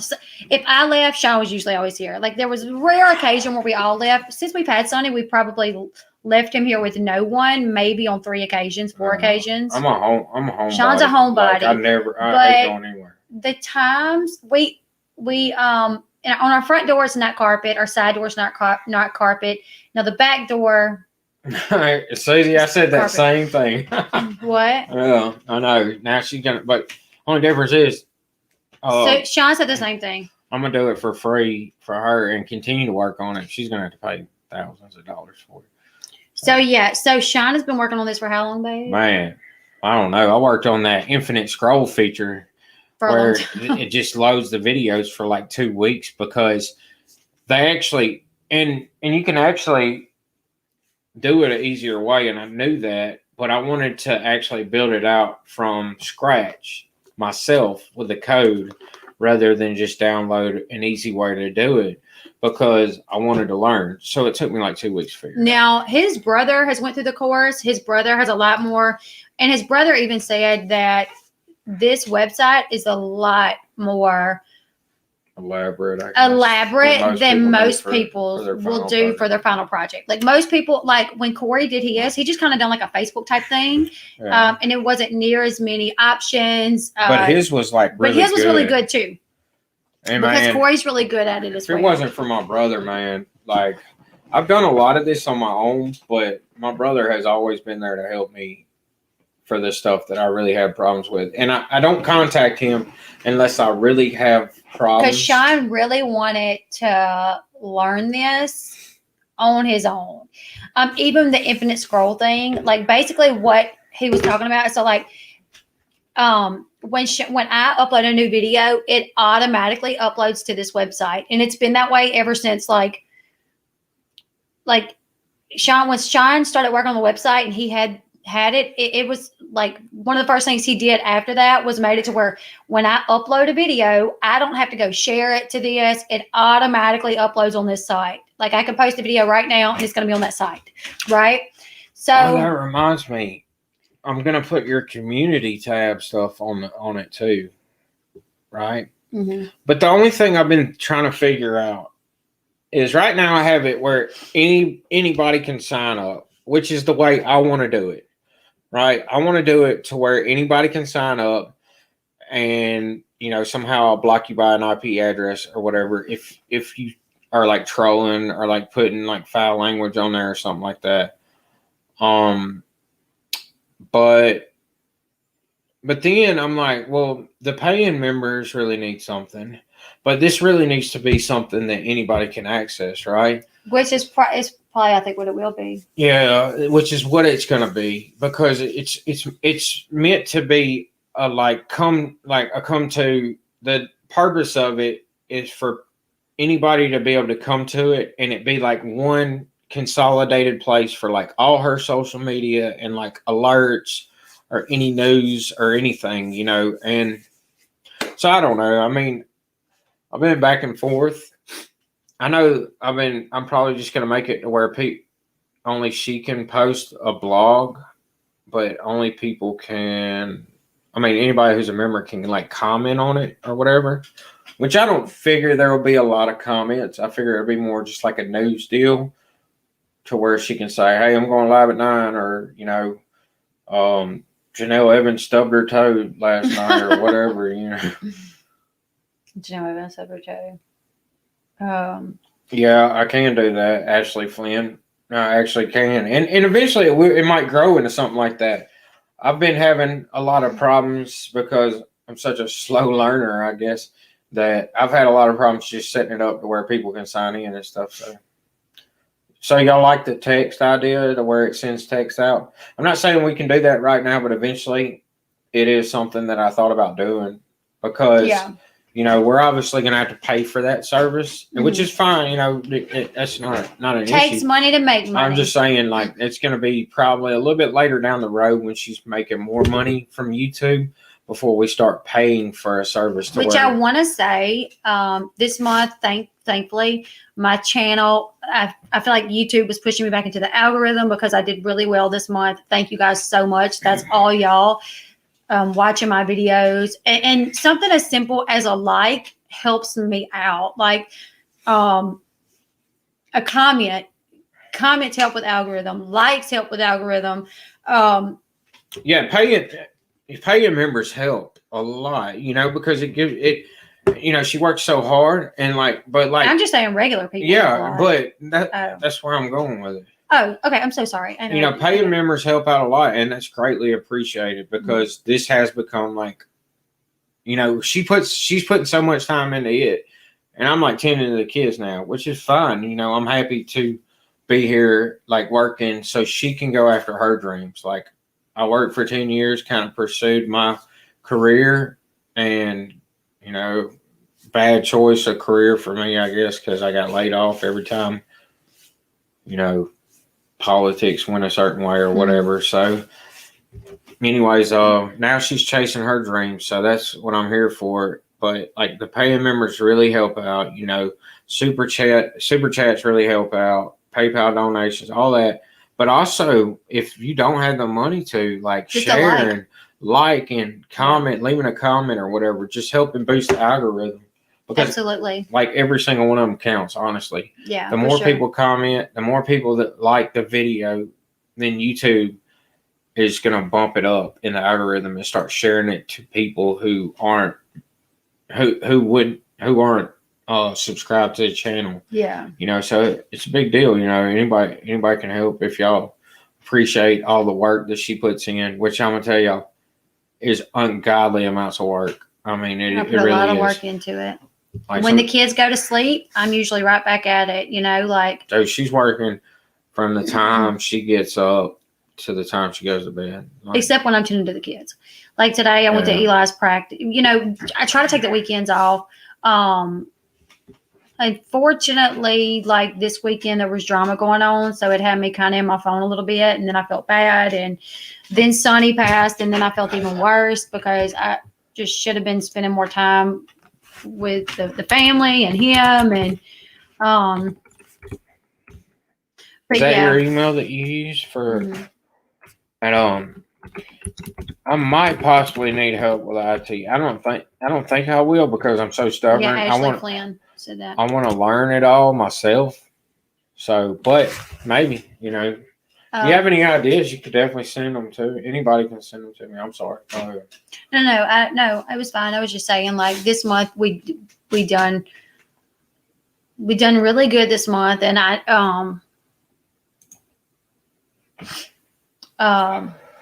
so yeah, I'm thankful for that. I think my this will be the first month that I've made.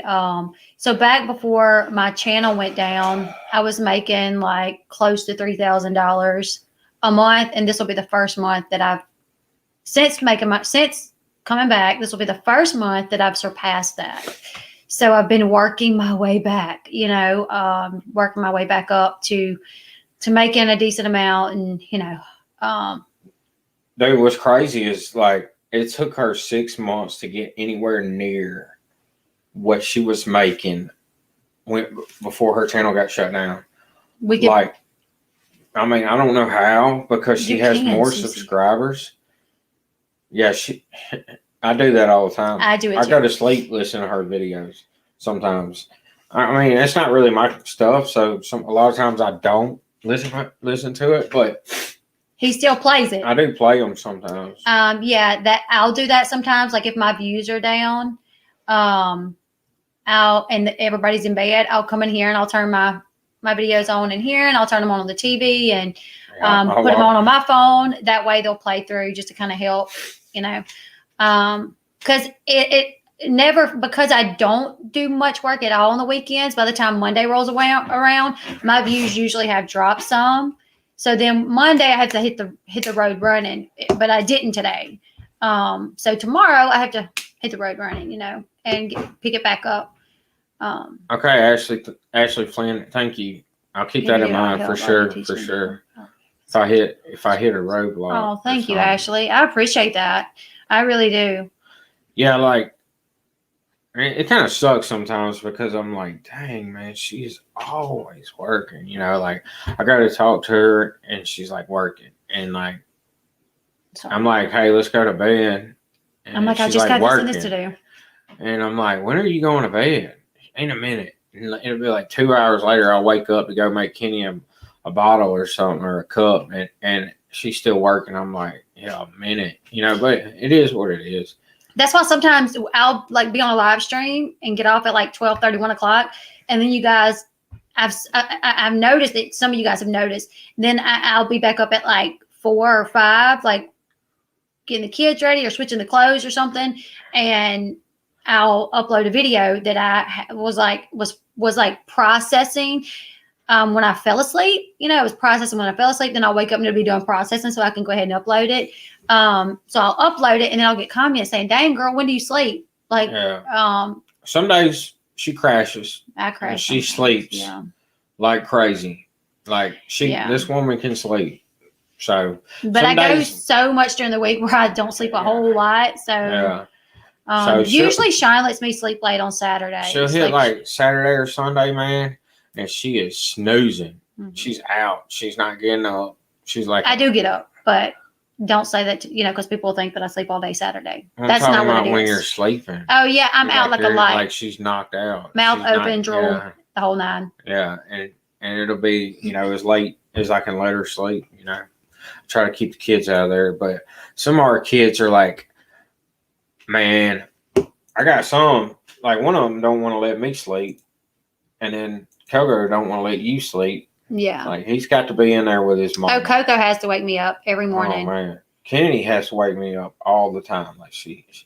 But okay, look, this is Matt's. Oh yeah, you done clicked on it? Yeah, this is Matt's. Matt, did you make this? That's not bad. It looks real good. Yeah, Used car dealership in Hattiesburg. I know how to put the map on there and everything. But that's not bad. I mean, it looks pretty good. Yeah, what I was thinking about doing is maybe when I get done with her, right? Because I'm supposed to do this for a living. I don't know if I'll ever make it that far. My brother did. He started a job on the 1st, man. He got an awesome job, and he just graduated school like 6 months ago, and he went 3 months without a computer. So it's really 3 months of him applying, and he got an awesome job. Like this job that this dude got is like, but he's so much better at it than I am. I mean, he's so much better at it. But he's starting off like 65, 70K, I think. And that's not even, that's below what they normally start off, because they're starting him off at like a trainee, right? And they typically don't hire anybody for a trainee, but they were so impressed with him that I didn't get the job. His brother did, yeah. But he's finished school, so yeah, he finished. He graduated from the same school, but the way he's so much better at it than I am, I don't think I'll be able to get a job like he did. But what I was thinking about doing is, once I have the template, I probably shouldn't say this live because somebody might steal my idea. I mean, I have a lot of people on here that I know, but there's some, and let me tell you, after my Patreon got leaked the other day, don't say anything on there that you don't want sent over to somebody. How did your Patreon get leaked? Well, I don't know. What happened there? Oh, I can imagine. It just got leaked. Yeah. Well, timing's everything, huh? Yeah. Wonder how it got leaked. It is how it is. It is what it is. I'm not saying it don't matter. Just what it is. I mean, it ain't like we say anything on there. Or you say anything on there that is like. Well, what happened? I'll tell you about it later. Passwords or anything. No. It's not like you share. Well, the thing about it is I did talk about something that I would not have talked about on a regular live, but it had nothing to do with anybody in the YouTube world. It had something to do with something going on in our hometown. Well, it had something to do with what was going on in our hometown. And that's why I done it, on a Patreon, because I didn't want it talked about.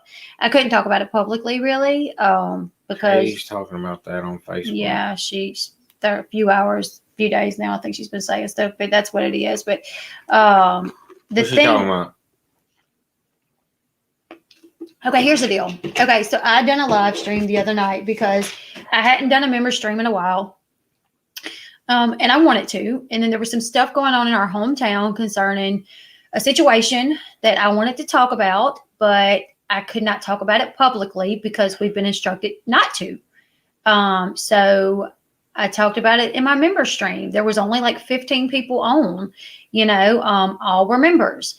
So I thought that it was fine. Somebody screen recorded it. As I was talking about this particular subject that had nothing to do with any YouTuber or anybody else, it had something to do with concerning our hometown. Children. Our children and At our school. hometown. Yes.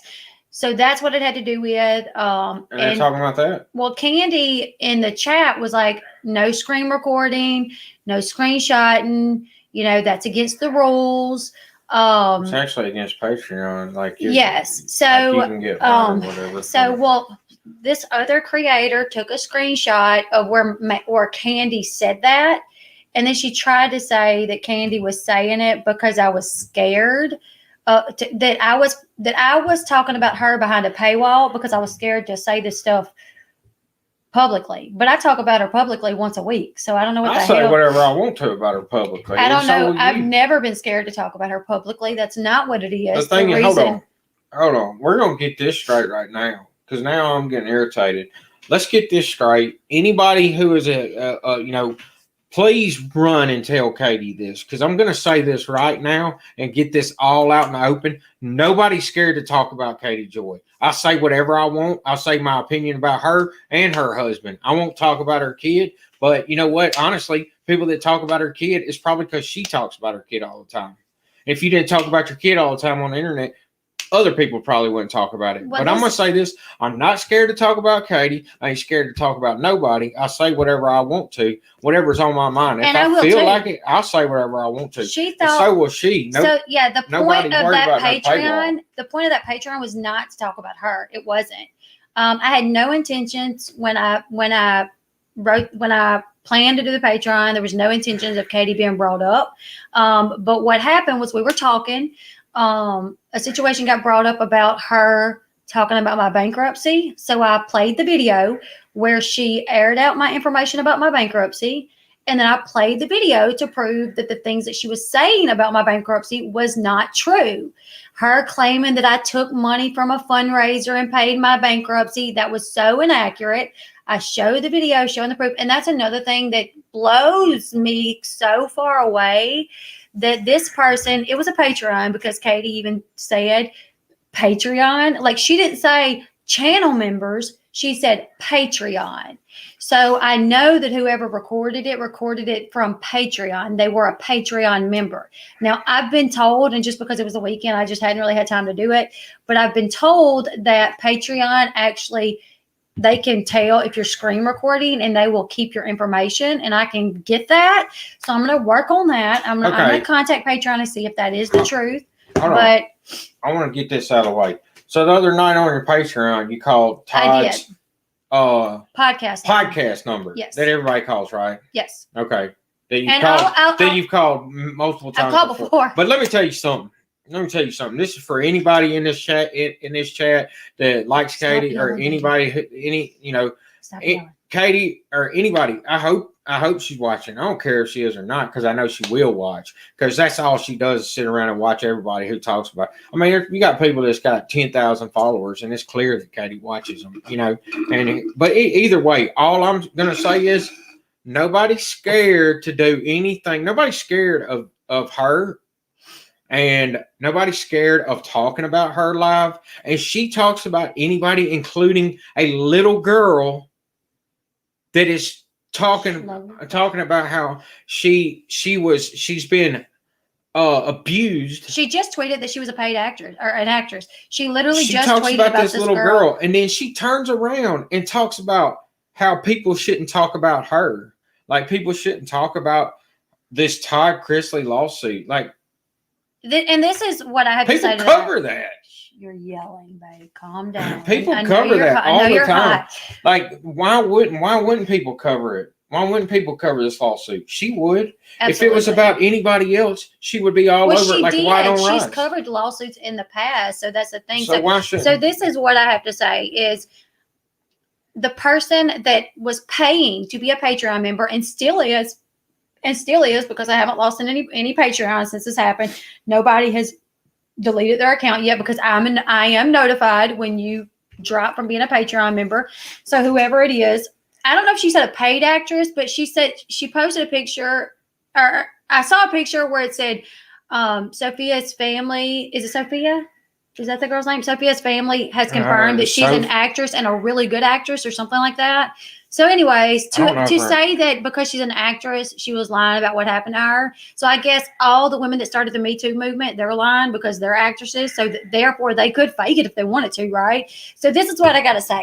This person sat there in this Patreon and listened to me talk about my children, listened to me talk about a situation going on at a school, and then watched Katie blatantly accuse me of running fraudulent fundraisers. This person blatantly sat there and watched Katie blatantly say this. And I talked about how much that hurt me to see the people in the chat believe in what she was saying. And at a time in my life where I was dealing with a lot anyways, because that stream happened 11 days after Abram passed away. And that's what Katie was doing to me. So for the person that sat there watching me talk about all of this, watching me play this video where Katie said that I ran a fraudulent fundraiser for a football jersey drive, and then I proved that it wasn't a fundraiser, and that I proved that the president did in fact blow all the money, and what we did was to help. Some of my subs decided to help. I helped. I proved that I wrote a check to the league for what people sent in to me. I proved all that. So if you were the one that sit there and you watched all that and you saw that she blatantly lied about things against me at a time where I was going through so much, and I sat back and said nothing about it because I was not in the place to even defend myself, and then you turn around and you run to her and you send that to her, that tells me that you're just like her, which a part of me thinks that she may be in my Patreon, to be quite honest, because... Well, you should assume that your Patreon is not going to be private every time. I guess, So either way, you should assume that anything you put on the internet is going to be on the internet for anybody to see. A part of me has wondered if she was in my Patreon. But I can say as far as because at first... You see, I don't follow Katie. I don't watch her channel.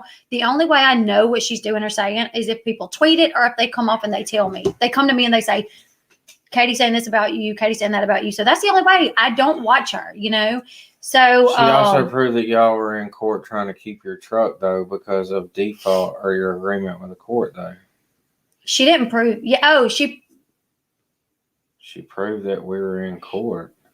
No, we weren't in court. So that was not true either. She didn't prove nothing. No. We're in bankruptcy. And when I got laid off, we applied for a deferment. So But hold on, I'm gonna say that. Don't interrupt me. Let me Well, you may not know what you're talking about because you didn't keep up with the bankruptcy. So. Okay, well all I know is I don't know exactly, but I know when I filed, payments were made. When I filed That's what I'm saying. Our payments were made. Yes. I don't know what she was talking about. But we were not about to lose our vehicle. Okay. Well, now I'm going to finish saying this. Go ahead. When you are in bankruptcy in our town, where we have underneath our what are they called? The person that's in charge of the bankruptcy trustee or whatever. They allow you 3 deferments, right? Mm-hmm. When I got laid off, we had a deferment, and when you get a deferment, the creditors. They put in something for, they're saying that basically sending a letter like you didn't pay or something like that. And then your lawyer who is representing you through the bankruptcy says, no, this is one of our deferments, right? Mm-hmm. And we are allotted 3 deferments. So then they take that payment on to the end of, that's all she showed. That's all she proved was that went on. Well, not really, because that's the thing. She didn't prove anything because what Katie was saying was that we were behind on our payments. She proved it, and I even saw it on the federal website. The thing is hold on, Katie never showed anything. She just stopped shaking your foot, baby. She just repeated stuff and twisted it in a way that it was not accurate. Because here's the thing: creditors, they can't come to me and say we're about to repo your vehicle, right? So I don't know. See, the thing was during times that Shine So when we filed bankruptcy, Sean had lost his job, a 10-year job as an assistant driller, a 10-year job, right? Please stop shaking your leg, baby, because you're shaking the camera. 10-year job as an assistant driller. Hold on. I'm just going to talk about that. I'm just going to go into No, that. she just called us liars, so I'm really curious as to Well, the where thing we're is, lying. well, Because hold on, really, calm down, if you could track a timeline, all that went on, it didn't even match up. The times didn't even match up. But what does that even matter? Our bankruptcy and our bills. Do you not have bills due every month? Because we do. We have bills due every month. And when that bankruptcy thing happened, what does it matter? Yeah, the only proof that was shown was how does that even prove anything? Hold on, because Katie tried to say that we were so behind on our bankruptcy, and then after Steve's super chat drive, that I made a huge payment on my bankruptcy, and that they were about to repo it before that. But the thing about it is I was making our payments monthly, except when we were allowed the deferments, because that's what we needed, and we only got 2 deferments. Wasn't it only 2? I think we had one more. I don't remember because I was laid off. It was a 6-year, 5-year, 6-year process. Yeah, we were in bankruptcy for 5 years. We were allowed 3 deferments. We were allowed 3 deferments, for our but never payments. one time did we miss a payment without getting the approval beforehand. And I showed proof of that November payment that was paid before Steve even gave the super chat. Yeah, before it even happened. We Before made it the even payment happened. before the super chat. And she kept trying to say happened. that I made a huge payment. No, I made our regular payment.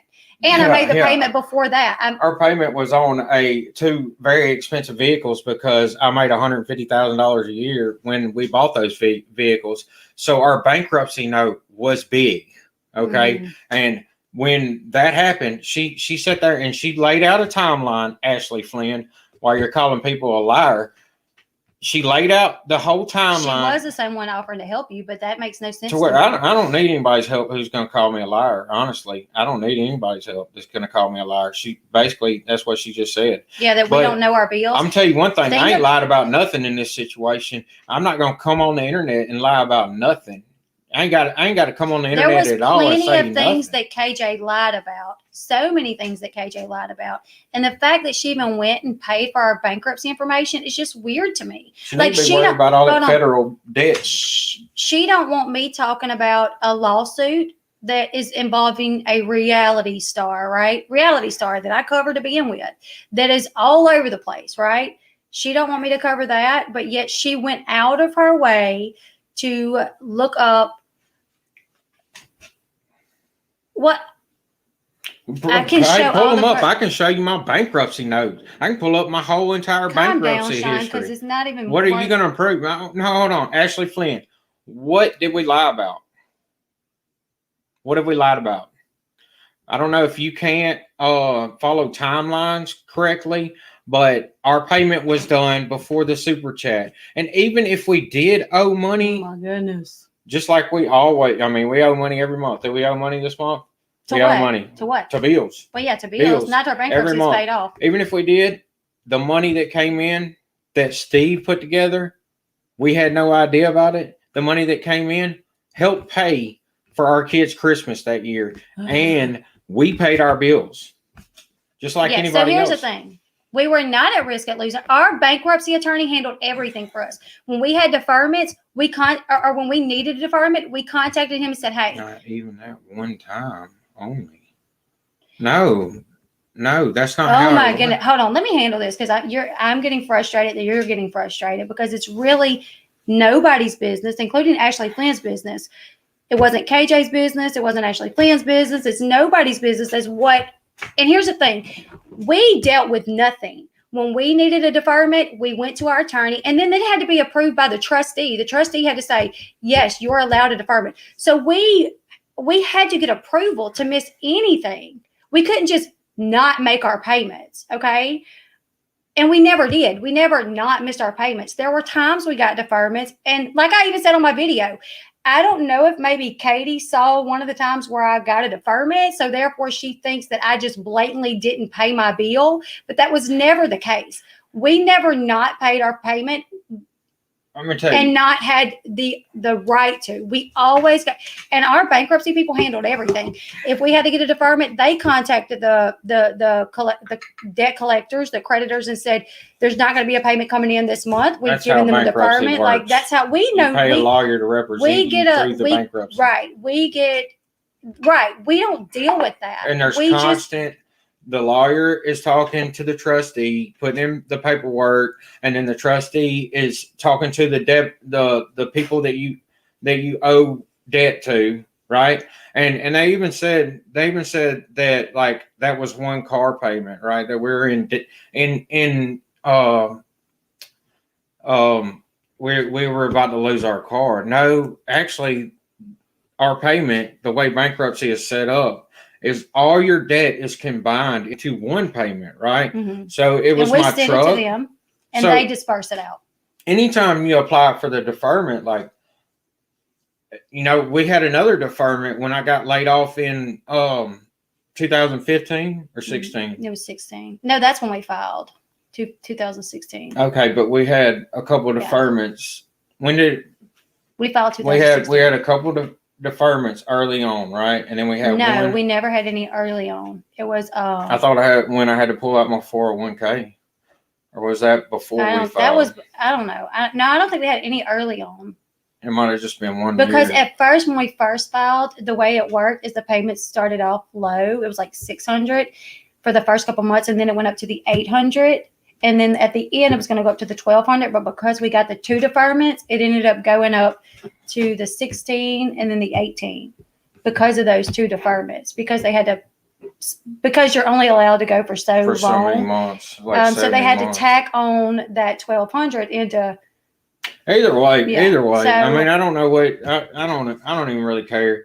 I don't know what we lied about. I mean, obviously there were times that I'm gonna tell you, I think we used either 2 or 3 deferments. I mean, we would have to look. So there were months. I think it was only 2. There was a couple of times that we could not pay our bankruptcy note. So what we did is, because we were in bankruptcy, and you can't be late at all, right? So it's not like you get a late payment. So you talk to your lawyer submits has to go to the paperwork. Trustee. It doesn't mean that Ford or whoever you owe the money to. I guess they could probably try, but you have I don't know. It doesn't mean that Ford or whoever you owe the money to won't send in a thing saying that they're going to try to collect because you haven't made a payment. Yeah. Well, then your lawyer talks to the trustee, and the trustee talks to whoever they want to talk to, right? It's emergency. I mean, I don't know exactly how it works from after the point of you talking to your lawyer, but I just know your lawyer personally represents you, and then the trustee handles all the debt, right? I'm sorry, Shannon. So, anyways, that's basically how that works. I mean, it doesn't mean that when you don't make a payment, the Ford or Chevrolet won't, Ford Motor still try to credit. Do what they need to do to get their money, maybe. I don't know. Won't send in paperwork saying that they're going to repo your car or they're going to take your car. But then your lawyer. But we never got anything like that. No, we don't get it. It goes to the trustee, and then the lawyer handles it. But they handle everything for us. So, and one thing that we actually figured out right there at the end is we were sending payments in, and our trustee got switched from one city to the other city on the opposite side. Like, our trustee at first was the northern trustee, but then like the last 7 to 8 months, we got switched to the southern trustee for some reason. And after that, we noticed our payments, we would send them in and they would not immediately disperse them. I actually had a lot of trouble where I had to call our bankruptcy lawyer and say, I'm getting these receipts monthly and it's not showing that we're sending in our payments. What's going on? And I don't know. It was just the trustee that was taking their sweet old time. But that was the last like 7 months of but literally I would send in, I remember in February, I think I sent in. They even said that our lawyer even told us about somebody else that had been in bankruptcy to where they made payments, and the trustee ended up having to send money back. back To them because they paid for months. Because they paid for months because the trustee was not sending the money in monthly like they were supposed to. It was being held on for a little bit, and then the person ended up paying like a few extra months. So whenever they found, whenever they figured it out, they actually got money back. It's not anybody's business, but the thing about it is I don't mind sharing anything to say that we're not lying. We didn't lie. We haven't lied. And I mean, it's how bankruptcy works. Like, if we would have filed up in Shreveport, they have a different trustee up there, right? So we're lucky enough not to get that trustee. But you're not allowed switch there at the end. You're not allowed to have any deferments, right, up there. So if you're late one time, they close out your bankruptcy, which is scary to me because you're in a financial bind when you file bankruptcy. Right. I literally worked, the same job for 10 years. I thought we were set, right? I thought I had a career, not a job. I had put money into a 401. I had a good bit of money in a 401k. We were living good. I had sacrificed everything I could to move up with the company I was working for and build a career, right? And I lost that. So we were in a financial bind for a while. So I don't mind sharing anything with anybody. I'll tell. Not that it's anybody's business. I don't have to. Because let's just say, God forbid, Katie was to file bankruptcy at some point in time. How would she feel if some YouTuber just went and got her bankruptcy information and then told it on her channel, but then made it out like she was frauding people and paying her bankruptcy with super chat money when that was not the case at all? And I proved that on my channel. I proved that that's not that the super chat thing that Steve held was on November 30th. I paid November's payment on the 24th. It was completely processed by the 26th. I have videos up showing that. So that's not what the money was used for. But to be completely honest, I've talked to almost everyone that sent money in that super chat drive, and pretty much every one of them said they didn't care what I used it for. Yeah, I didn't use it for that, but pretty much there was no possible way that I did. The thing is, but so many of them say it like, "Girl, we sent you that just to help. I don't care what you used it for because paying your bankruptcy is just as much of a help to you guys as Christmas. If you would have paid your bankruptcy with it, then that meant you had more money for Christmas. So I didn't care. Yeah, and there was 1 + 1 = 2. Here's the thing: there was two people. I was going to say one, but there was two people that ended up asking for their money back. Well, first, KJ said people's asking for their money back, and she's refusing. Nobody had asked for their money back at that point. Well, then one person did. And I said, okay, yeah, where did you send your money at? Because I need to verify, because I'm not just going to have you tell me, oh, I sent money in, here's my PayPal, send it back. Like I needed to verify.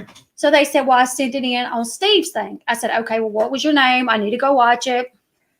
They told me their name. I said, okay. So I'm busy, you guys. Later that evening, I said, hey, I hadn't had time to watch it, but I swear as soon as I will, I'll send your money back. They sent me their PayPal information, right? So the next day I watched it. I said, okay, I see it. I see you sent $40. So I'm going to send it back to you. I send the $40, send a screenshot, and then I get a thing back saying that PayPal is no longer, either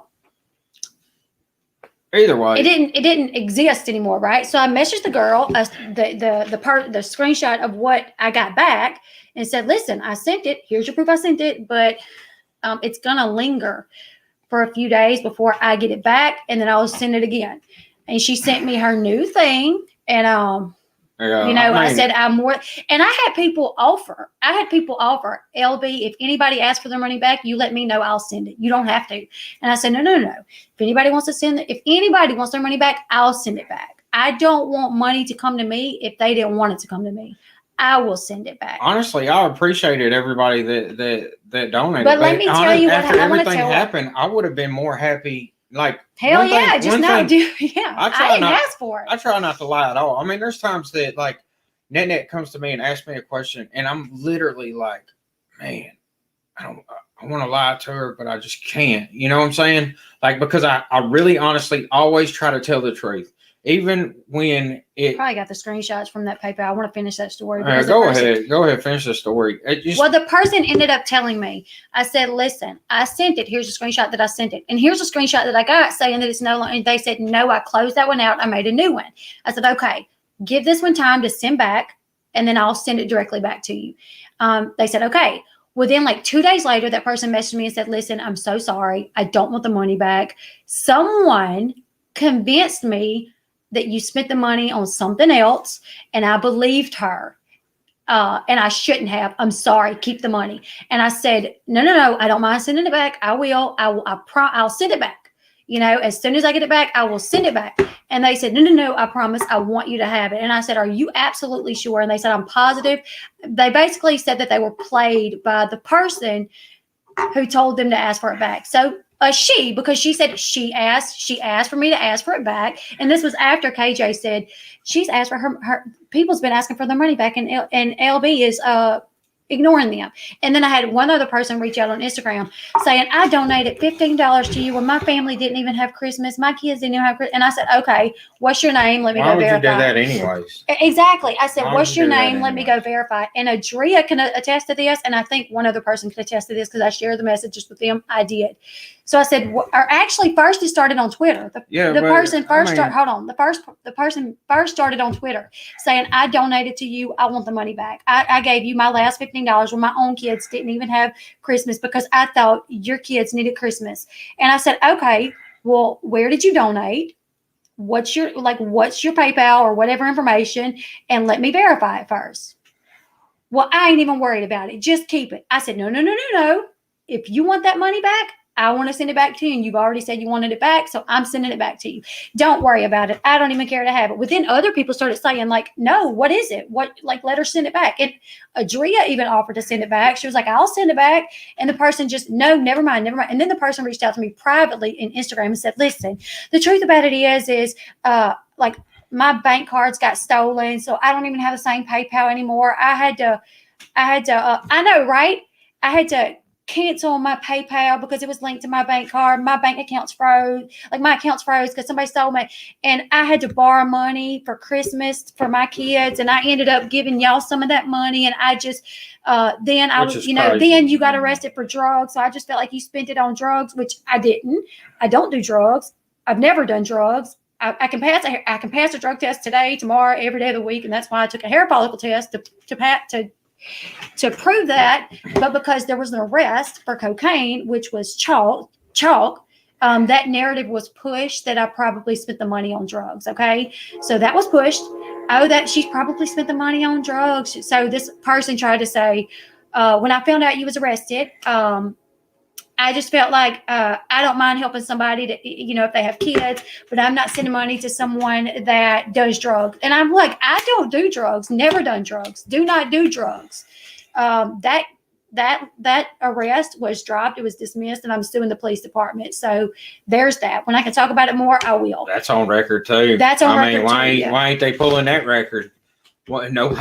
Everybody's quiet about that. Everybody's quiet about how the charges got dropped. And, even though when it went on, they had plenty to say, right? They had plenty to say when she got arrested. But now that the charges are dropped and we're in a lawsuit with the police department, nobody talks about that. Nobody's pulling those records, right? Nobody's talking about those records. I mean, I want to find why not? But either way, I don't want to sit here and talk about this crap all night. But somebody calling me a liar over this crap to defend what Katie said when Katie clearly lies over and over and over. And another thing about it too is when you have a Pacer account, it says you are not to share that. You're not to use it for malicious reasoning. So the fact that she pulled that just to turn around and make me look bad with it goes against the rules of that website. And like the other person said, I'll post it if you want to. I have an attorney. Yeah. And look, I've never been ashamed that we had to file bankruptcy. Never hid it. I mean, never cared. I never hid it. I don't care if everybody knows because I know what happened. I know I worked my butt off for years for Noble Drilling. I worked for the same company for years. We got laid off. We went from making a lot of money to no money. So that's what you do. When you have really high bills and no income and you can't find a job because of where you live and, where you live is all oil field related. And because of politics, they shut down the entire drilling industry, basically every other year. And because we let other countries do a lot of stuff for us that shuts down and kills jobs in America, that's what killed my career. over and over. That's why I'm in school to do this coding, because I got tired of politics ending my career that I was working for. So, I've never been ashamed that I filed bankruptcy. You know, I've never wanted to hide it. I don't care. I don't care. I filed bankruptcy. Like, there was times that we had to get a deferment, and we fought tooth and nail just like everybody else. We fought tooth and nail to keep our vehicles. We fought tooth and nail to pay our bills every month and feed our kids and give our kids the best life they could, just like everybody else. So I don't know. I mean, people talking about like we almost lost our vehicle. I guess if you, I know we never. Here's like I said in the video, we never got anything because they're not allowed to send us anything. Ford Motor, GMC, or whoever the car was through. Baby, your Siri's picking at me up. They're not allowed to send us anything. Is it possible they sent something to our bankruptcy attorney saying, hey, they didn't pay the payment last month, and our bankruptcy attorney said, oh, yeah, there's a deferment there. We're going to send it next month? We know they possibly, did. Yeah. We know they did because there was they that time we had to contact the lawyer, and so we know they have before. But that's how it works. I mean, you're filing bankruptcy on stuff, that you owe. Your Siri keeps picking up. I don't know why, but I don't know, but it literally you file bankruptcy on stuff that you owe money on. I don't know if that's Yeah, so I'm sure when we got deferments, maybe that's very possible. Maybe that's a revelation to some people that, But our bankruptcy people have always assured us, you guys stick to the rules. If you guys just come to us when you need a deferment, you're only allowed 3. You're not losing anything. And we didn't. Our bankruptcy is paid off. It's paid off, and we didn't lose anything. And dude, I say, like, I hope nobody ever has to be in that position. But I'm going to say this, like, our bankruptcy lawyer was awesome. Like, he was awesome. He was the best.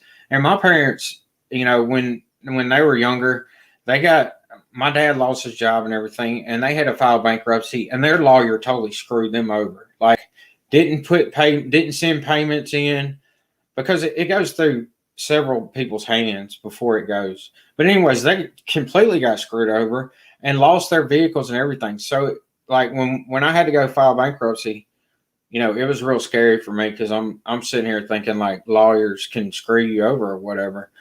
And what's funny is they try to, just for future reference, so everybody knows, they actually tried to sue that lawyer after that happened, right?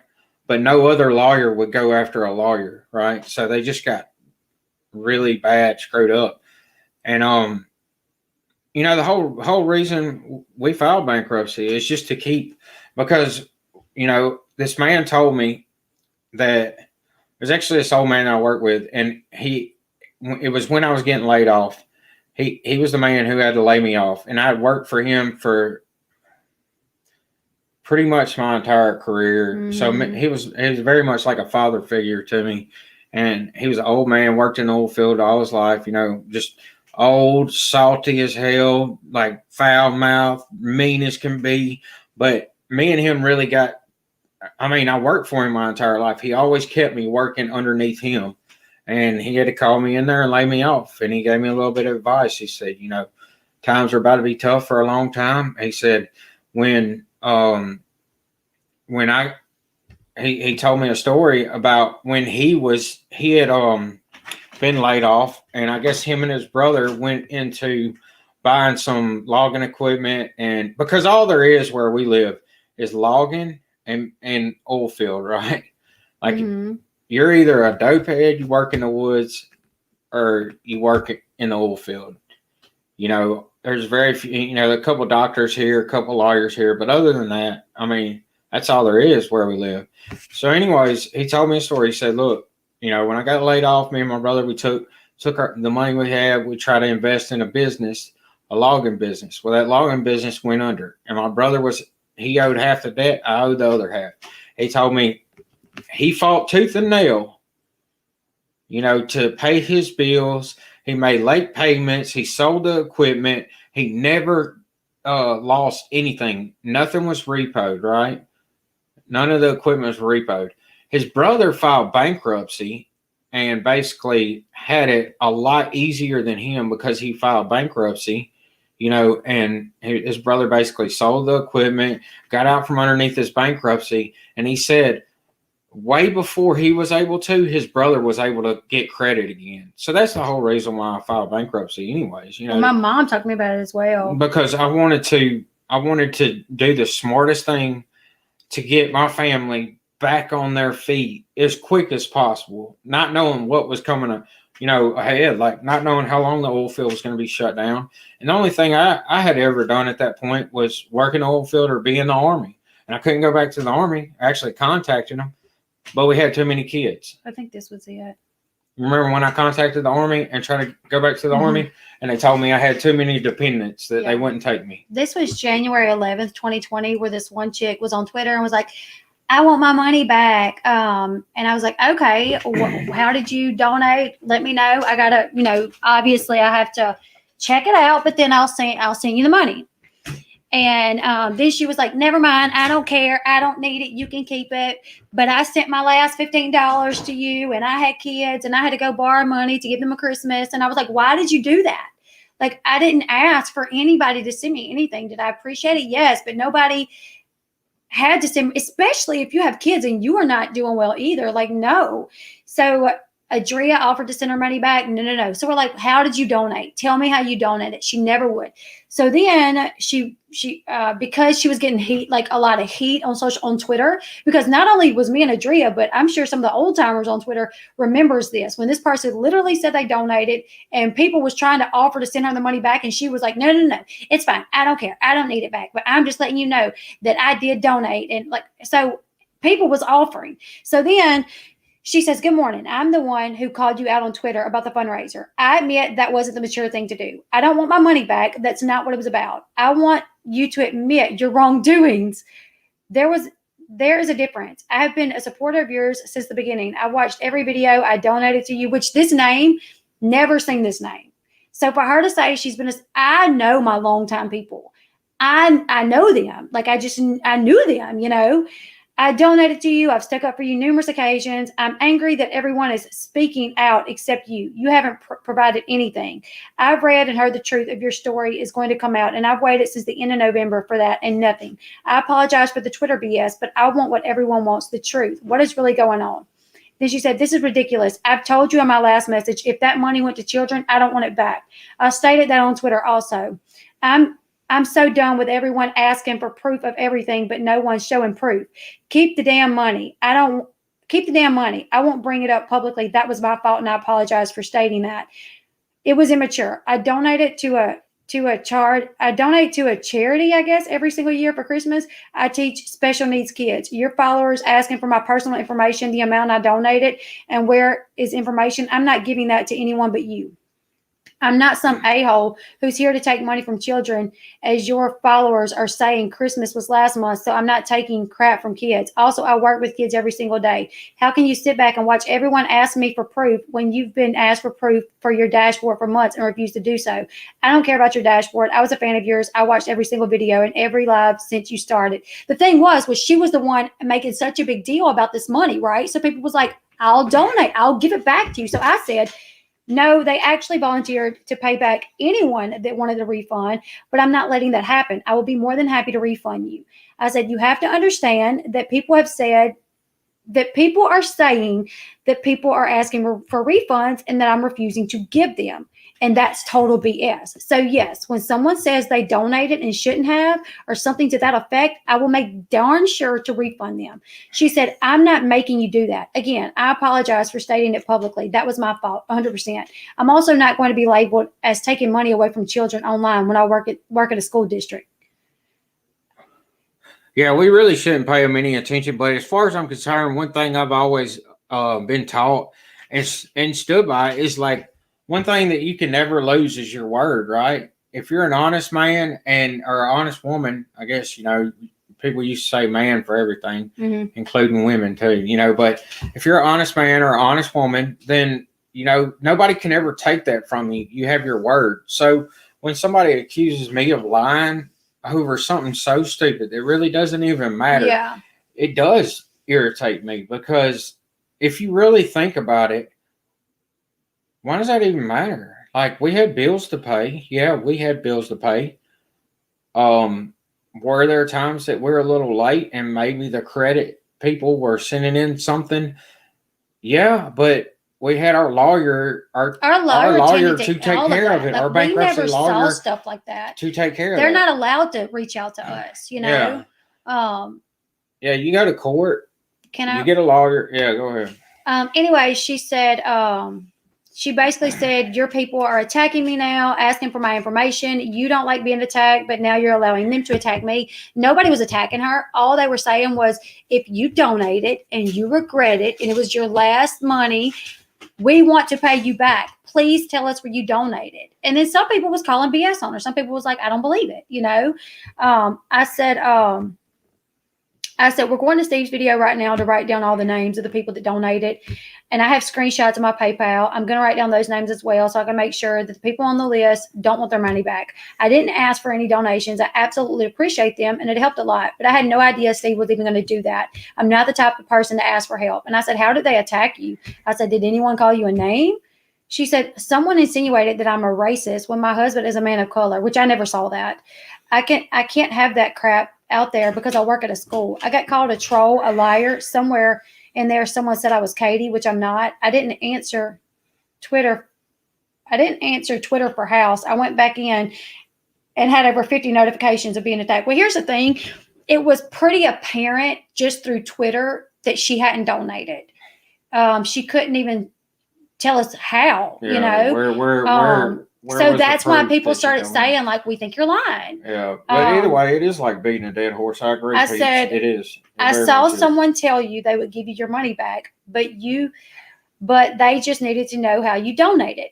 Telling how you donated is so we could verify it. It's not giving out your info. Please don't take this as me being rude, but the only info we would need is how you donated and if it was under a different name. That's not sensitive information. If you donated on Steve's channel, everyone saw your name and the amount that you donated anyways. If you donated directly to my PayPal and it was under a different name, I can understand that a little bit, but you could simply say that in your comments. I said, I'm sorry, but calling someone a monkey when their picture is of a black woman, Adria had her default picture was of Phaedra, and she commented on it and called Adria a monkey. I said, if someone called your hubby a monkey, would that be considered racist? I said, you can't tell us how you donated because you work at a school. So hold up. Adria had a picture? That's Adria. Terrible. Well, no, because Adria wasn't going by her name. Yeah. So a Phaedra off a TV show. Yeah. Well, I'm just saying. Yeah, she called Adria a monkey. Like that. Yeah, she commented and called her a monkey or something to that effect. So that's why I said, I'm sorry, but calling someone a monkey when their picture is of a black woman, that's racist. When she was literally saying, your people are calling me racist, when she was the one that called somebody a monkey. She said, I didn't even look at her picture. I didn't even know a monkey was a racist statement at all. I just asked my husband and he laughed. I can't have people saying I'm racist while I work at a school. Who, you mean to tell me, if you ask a black person, hey, if somebody calls you a monkey, how are you going to feel? I would assume they would say that's a little insulting. You know what I'm saying? I mean, I would never. That's the most ridiculous thing you could do. So I said, once again, please understand, we have a lot of people come at me lying and putting lies out on videos. Katie said I ran a fraudulent fundraiser, which I didn't. I never ran a fundraiser. Steve gave me his super chats. I said, your husband may not think it was racist, but I could retweet that and I could guarantee you the Twitter world will be pissed and call you a racist because it's most definitely a racist comment. She said, if she really took it that way, I apologize and you can pass that along, but I honestly didn't know monkey and circus was a thing. This isn't about the damn fundraiser. It's about the hypocrisy. You're on an Instagram live almost crying because you've been attacked so much, but you sit back and let others get attacked. Are you threatening to retweet that or what? I said, no, I'm not threatening to retweet it. I said, not at all. I said, I don't try to hurt people. I said, that's not even close to who I am. I said, my point was any person I know would think it was a racial slur. I said, have I attacked you? And I said, I've been on like 3, maybe 4 Instagram lives since I lost my nephew. Which video after video has been made about, which videos after videos have been made about me calling me a drug addict, insinuating that CPS needed to investigate me. My finances were released and blasted, and she even lied and said my car was about to be repoed. She also lied and said I used the money to pay my car note. I was also accused of making terrible messages on the day I lost my nephew. So yeah, I went live a couple times and addressed some things, but I also said more than once that I want all this to be done and over with. Me and my sister do not deserve to have to deal with this kind of bullying with what we're dealing with while we're dealing with something that is this heartbreaking. She said, not at all. And that's why I told them, and I are straightening it out, and it's still being blown up. I'm not blaming you at all, not even a little bit. It's my fault. I said it on Twitter. I'll take responsibility. I said, those are attacks, what I've been dealing with. I said, the person that commented to you is obviously going to be a little unsure because of everything that's going on. I said, but she said she would pay you back. That exchange could have been a little bit more pleasant, in my opinion. I said, we don't want anyone to feel like they shouldn't have donated, even if someone somewhat second guesses, I just want to return their money. She said, there's over 50 people coming at me. I don't know who that lady is. People hacked other accounts all the time. I also stated before she commented that I messaged you personally. So if I messaged you personally, why do I need to answer to 50 other people? I said, you don't, but I never saw any message from you until now, because she kept saying on Twitter, I messaged you. And I'm like, no, you didn't. No, you didn't. No, you didn't. And finally she did. Cause I'm like, I will screenshot my messages. You have not messaged me. And then she finally messaged me. I said, you don't, but I never saw any messages from you. So clearly I was even like, no, she hasn't. She said, but if you saw that I said that, you could have messaged me on Twitter saying you never got it. I wouldn't have waited until 11:40 p.m. to try again. I said, I just want you to understand that the other side that comes at me will lie just to make me look bad. So that's the type of people I deal with. I can assure you I don't want to be rude to anyone, and I don't want to support people that are rude to anyone. She said, I'm sure right now there are so many different sides of the story and so many different sides. Again, I apologize for stating it publicly. That wasn't nice. Let me finish this and then you can say what you want to say. I said, either way, I don't want to argue and I want to return your money. Did you donate under your name? She said, you're right. There are tons of stories. I said, you're right. There's tons of stories out there, and I can lay my head down at night and know that the mistakes I made, I've owned. I can lay my head down at night and know that the mistakes I made, I owned. You too, and said I shouldn't have said certain things, but I never lied about anything, and I never attacked anyone or their child. I know I never tried to hurt anyone, and I only wanted the truth out there. I'm about to go to bed. My husband worked late today, just got home about an hour ago. So if you don't mind, can you please give me the info you've donated from so I can check super quick and then refund you? She said, no arguing. I'm done with it. I definitely learned my lesson. People come in hard and don't stop. I honestly don't want the money back. I don't have the link or my PayPal anymore because they got hacked, as well as my bank cards are frozen right now. We've all had crap going on. I didn't state any of that to get a refund. I wanted the truth. That's all. I'm not going to be the person who takes back. I refuse to do that. I just want to know the truth. I apologize. Good night. I said, I can even MoneyGram it to you tomorrow. I said, I won't be upset at all. I would just prefer to give you your money back. People will spin it and say that I refuse to. I said, that's not me. I said, unfortunately, people do come in hard. I absolutely hate that it's been that way, but horrible things have been said and terrible accusations have been made. So a lot of people get really emotionally involved with this situation. She said, here's what's going on. I'm going to be 100% honest with you. I'm currently being evicted from my house. I'm not going to share the name of this person because I don't believe any of this is legit. I'm currently being evicted from my house. I haven't been able to work due to having a hysterectomy about 4 weeks ago. My husband works 14 hours a day and we still aren't making it. So when I saw her that money didn't get used for what it was supposed to get used for I literally got sick to my stomach. I took a loan out for Christmas for my kids. I'm not here for a pity party or anything like that. And I'm not going to take the money back from your kids' Christmas. If that's what happened to me, I would be screwed. If I wasn't able to take a loan out or had to get from someone else and have them demand it back, I would be so screwed. So I'm not going to be that person. I thought it was $15. It was $30. It was only $30. So I'm not really worried about getting it back. Don't worry. She said, I deleted Twitter, so no one's going to spin anything because I'm done answering to people. If I get asked, I'm just going to say it's not anyone's damn business because it isn't. I apologize again. Good night. I said, I can assure you the money did get used for Christmas. I'm sorry that things have been so tough, and I completely understand. If it wasn't for my YouTube channel the month of August, we would not have been able to pay our bills either. So I do understand. And when I thought And when I thought that we would be okay, I got arrested on some false charges that already cost me over $1,000. And on Monday, I have to pay a lawyer, which is a lot. And if it wasn't for my family, I wouldn't be able to pay that. But because my family knows I don't do drugs and that I didn't run from the police, they wanted to make sure I'm vindicated in all of this and that my name is cleared. I said, I actually had people offer to pay it back. I said, about 5 different people has told me they would refund any donations that were asked to be returned. But I'm the type of person that likes to do what is right. I'm the one that received the money and I should pay it back if you feel like you shouldn't have donated. I'm assuming you donated through Steve's video because I checked my PayPal and didn't find your name. Is your name the same on YouTube? I will check all $30 payments and figure out a way to get it to you. You seem to need it right now, and I would like to give it back so I can help your family. Never responded after that. That was incredibly long. I'm sorry. But there was 2 people, and she was one of them. The other one was a person named, I'm not going to say her name, but if I ever have to read the messages, I will. And she literally come back and said, someone told me to ask for it back, and now I feel bad about it. Yeah. And I don't want to get it back. You keep it. I don't know. I don't even want to talk about this anymore. I mean, she got me riled up, but really it is like beating a dead horse. I mean, because here we are going on and on for 30 minutes about like stuff that happened over a year ago, right? So it don't even make any sense for us to be doing this, right?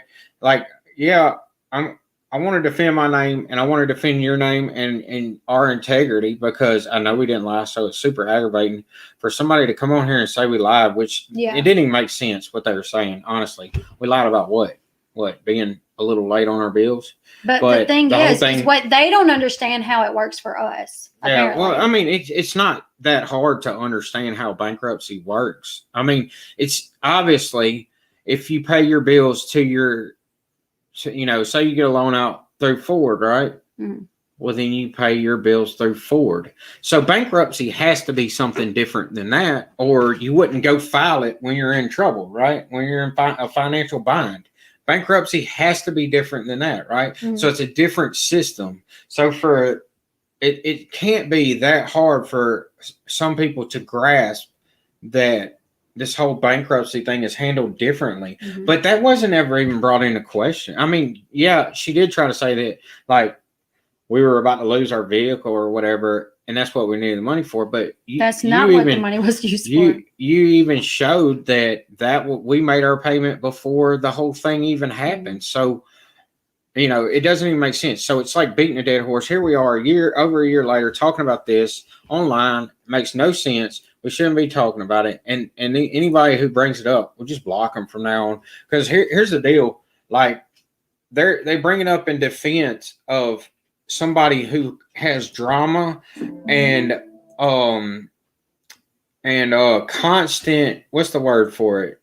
When somebody stirs up like strife in a community or like shit stir? I don't know. Constant it's like, I can't think of the word, but oh man, I can't think of the word. It just slipped my mind. But either way, they constantly are having trouble and problems, right? Mm-hmm. In this community on a weekly basis. They have lawsuits coming at them left and right. So these people bring up this kind of stuff in defense of this person and claim that we're lying over them. So turmoil? Yeah, turmoil or it's like when somebody's controversy, or like yeah.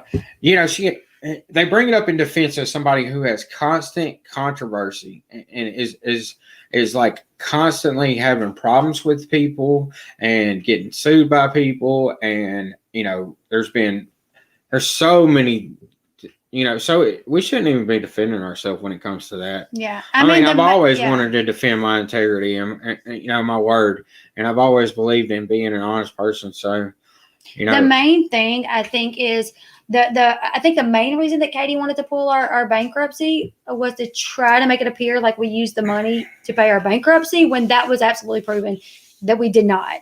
Then I guess maybe she's seen the deferments, or maybe to her it didn't look like deferments. I don't know. Because here's the thing. I showed November's payment. We had paid October's payment. Maybe September. was one that we needed. I actually think it was the month that the kids needed school clothes, may have been one, and then once around Christmas time. That would have never been anything that we would have handled. So, like I said, the way it works is our creditors handle, our attorney handles everything. So if there was ever a time that Ford was mad because they didn't get their payment that month and they filed anything, we would have never known that. That would have been something that our attorney would have handled, and they would have dealt with that. We never had to go to court for anything outside of our initial situation. And then when we if you don't know, now you know. If you want to find out, go file bankruptcy. Yeah. Go file bankruptcy. You'll find out. I mean, so I don't know. I don't want to talk about it anymore. I'm so, you know what? I'm tired. Another thing I'm tired of though is like real quick is her acting like she like nobody should be talking about her. Nobody should be talking about what's going on. No. If this was anybody else, she would be blasting it. It would be a story she covered, you know. And then them people are trying to gaslight you and like, you know, she's just doing this for clicks and views. Well, that's what she puts every video on YouTube for. There's a few things that I do have to say about that. Is I don't cover anything that I don't want to cover. Yeah. I cover nothing. So there's some things that I cover that I know it doesn't get me a lot of views. Like this is my first year covering Love After Lockup. Does it get me a ton of views? Not really. Like if I jump on a live stream right after Love After Lockup, I may get 50 people in, but I enjoy it. So I try to do it. I the first time I done that, which was the only time that I done it, I had a lot of fun. When I jumped on a live with Deontay and Rachel from Love After Lockup, I had a lot of fun. So I cover what I want to cover because it's my channel. The best stuff is, but much as people want to act like the best stuff is Katie, it's not. It's the really best not. stuff It's is Mama June stuff. Yeah, the like best is Mama June. That's what she gets the most views off of and makes the most money off of. According to YouTube's back end views and everything, the best stuff is Mama June stuff. But you know, Leslie covers things that she enjoys. That's the good thing about her job. Like she enjoys like knowing all this gossip and drama from like reality TV.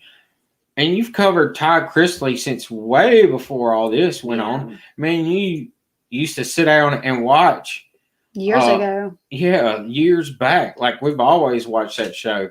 That was one of the few shows that I liked because I've always liked Todd. And now I know there was a message shared where I said something about you know, I don't care if people like Todd because he's not my daddy. And maybe if he was, maybe then I wouldn't like him because look at Lindsay. That message was not shared in the correct context. What I was saying was because there was a situation where some people didn't like him. You know, they just thought I shouldn't cover him. And I was like, listen, I don't care who likes Todd. I don't care if you don't, if you do, he's not my daddy. It doesn't matter to me. Do I personally like his Chrisley Knows Best? Yes, I do. Like I got out of watching it. I haven't watched it in a long time until I actually started watching clips of it the other day. And then I got back into watching it. But that's not the way I meant it. Like Katie shared it to say, see, Leslie admits here, she don't even like Todd Chrisley. That's not what I was saying. No. It was a conversation where someone was saying like, you know, they didn't like him. So they, you know, he's not a good person. I don't think you should cover him. And I was like, listen, I don't, you know, I don't care who likes him, who don't like him. He's not my daddy. So if you don't like him, it's not going to hurt my feelings. And heck, you know, if he was my daddy, I may not like him because look at Lindsay. But I never said in there. And then I said, the videos do well. It wasn't me saying she turned it into, see, this is proof where she's doing it for views and clout. No. Here's the thing. Even if me covering the lawsuit didn't get good views, I would probably still cover it because first off, Todd Chrisley is a hoot on his podcast when he does talk about the situation. It's pretty hilarious. Do I have personal? We've always liked Todd Chrisley. We have always liked him. We've watched the show. Go ahead. Sorry, babe. Do I have a little personal interest in it because of the situation? Yes, I do. But let's see. She really ain't the one to get clout from as much as she wants to act like it. No, I mean, you could put out Mama June videos all day long. And you know. This video right here, 1 week ago, Todd Chrisley reveals Lindsay did not quit the show but was fired after cursing. This had nothing to do with, you know. How long ago did you put that was out? 1 week ago. But here is I can look at some more. Yeah, that was look a at the long ones time that ago. came out before the lawsuit, right? Okay, so this one was 2 years ago. Todd and Lindsay Chrisley's estranged relationship explained his plans to extort her because that's what was being said. That was 2 years ago. Here's a year ago. Judge denies Todd and Julie Chrisley travel request. That was a year ago.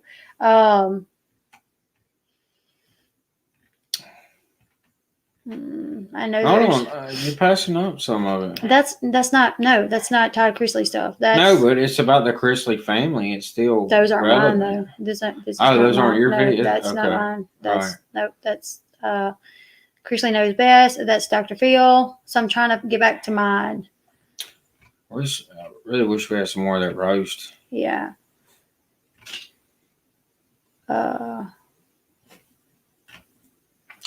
So I covered him. Yeah, she's got stuff before. from years ago. Like, I It don't know how many wasn't- videos she's made about him, but I know when he was indicted, I covered him. I know when they turned themselves in, I covered him. when they were trying to take that trip out to I covered him. he covered him, and the stuff going on with his daughter, right? When Mhm. it first started, you covered him. So, you know, I don't know. It's just crazy. I mean, I wish people would be smart enough to see the direction. I mean, I guess some people you can hang a carrot in front of their face, and you know what? They'll follow that carrot all day long. Never figure out that they're never going to catch that carrot. Right? They're just going to follow it wherever you. If you dangle it in front of their face, they're just going to go that way. And that's what I feel like a lot of people. Not all people, but yeah, exactly, Peach. I mean, that's just the way it is. I mean, I can get on here and show like a couple of things, and then if I get on there and find the right stuff, I can make up this whole big story and say this is this and this and that, and this is proof for it. Mhm. And people would just go along with it, honestly. This video right here. So I'm going to go do a rundown of my Mama June videos really quick because they get. Okay, so this is Mama June just on TikTok. Just the TikTok of Mama June. It got 7,000 views, and that was on August 23rd. So what, a week ago? This one was August 12th, 7,000 views. This was about Mama June, the man that flew to meet her and got on a date with her. This was his live stream where he talked about it. This one is 15,000 views. Another video about Mama June and the new man. 62,000 views on August 8th. So this one's less than a month old. 62,000 views about Mama June and the new man. 9,000 from July 29th about Mama June buying that dude a car. Mama June and Gino possibly splitting up. 25,000 views. Mama June's daughter Pumpkin giving birth. 15,000 views. 20,000, 12,000, 37,000. 7, 6, 6, 58,000. That was These are May all 13th. Mama June all videos. Mama June videos. 16,000, 10,000. I have some Mama June videos in the hundreds of thousands. This one's got 98,000, and this was dude. If Mama June was to get on alive and say, Elle Bee, that damn Elle Bee, that's all she does is make videos about me for clout. then I could understand it. For clout. I wouldn't even understand that. I think that's so crazy I can maybe for understand anybody it. to think that way. This video about Gino has 314,000 views. Yeah, and that video is one she did a while back. That video is still getting good views, and that's the way the Mama June stuff is. The way the Mama June stuff is it continues to get views nonstop. But you know what? The Katie stuff really doesn't. It'll get the views right there, like from that night to maybe a week. But then it really kind of. Yeah. But I do these videos because I feel led to, because it's things I want to talk about concerning Katie. It's stuff you cover, or it's stuff with Todd. It's like stuff I cover. So yeah, it's like if he was suing somebody else, she might would cover it. She might wouldn't, but it's something that she wants to cover, so that's what she does. And to say that she's doing it for clout and clicks and clout is so ridiculous, because why does anybody have a YouTube video to get clicks, right? And the clout, I mean, that just says how much she thinks of herself, right? Mm-hmm. That she assumes that really she's the best thing out there and she's getting more views than everybody else, right? I mean, if people were really making videos simply for clout, you could start making videos about anybody. I mean, I could think of a million different people for you to make a video about that I'm sure would get more views, right? Mhm. That's a fact. Yeah. There's people out there that have millions of followers. Yeah, so that's the thing is like, I'm going to, at the end of the day, I'm just going to cover what I want to cover. I can see my back end. So when, Katie shares this message where I say, I don't care if you like Todd. He's not my daddy. It's not going to personally affect me if a friend of mine says, I don't think you should cover him. I don't like him. I'm not going to be mad at that person for that. I'm not going to be like, what? You don't like Todd Chrisley? Oh my God. Do I know if Todd Chrisley is going to actually sue Katie? Do I know if he's going to win? I don't know that. I don't know that at all. But just like I don't know if Kale Lowry is going to win her lawsuit against Karina. Good night, everybody. Just like I don't know if Kale Lowry is going to win her lawsuit against Brianna DeJesus. I actually think it's kind of a frivolous and meritless lawsuit, to be completely frank.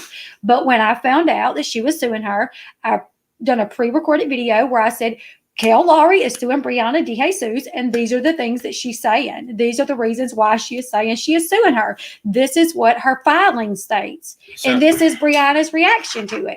I said, in my opinion, I think it's probably meritless. I think these things were already out there, so I don't think she's going to win. Thanks, Sharon.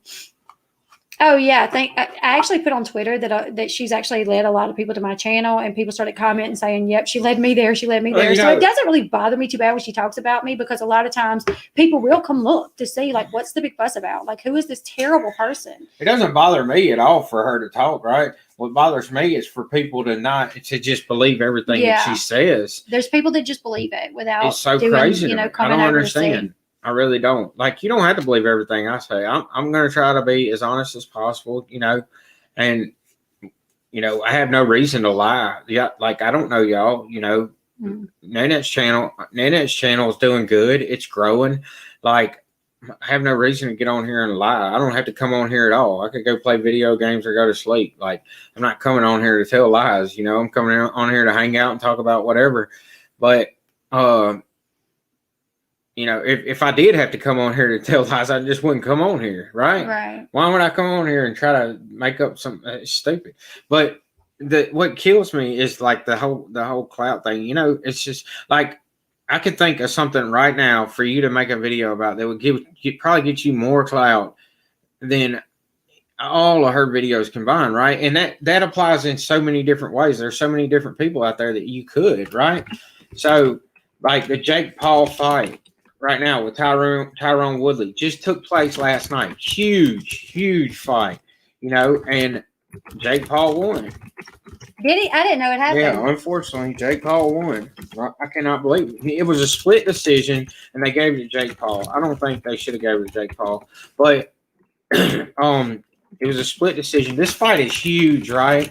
Any video about the Jake Paul fight is going to do good, especially when you already have somewhat of a following, right? And that would branch her out into a whole nother deal on YouTube. But that's not what she covers. That's not what she cares about.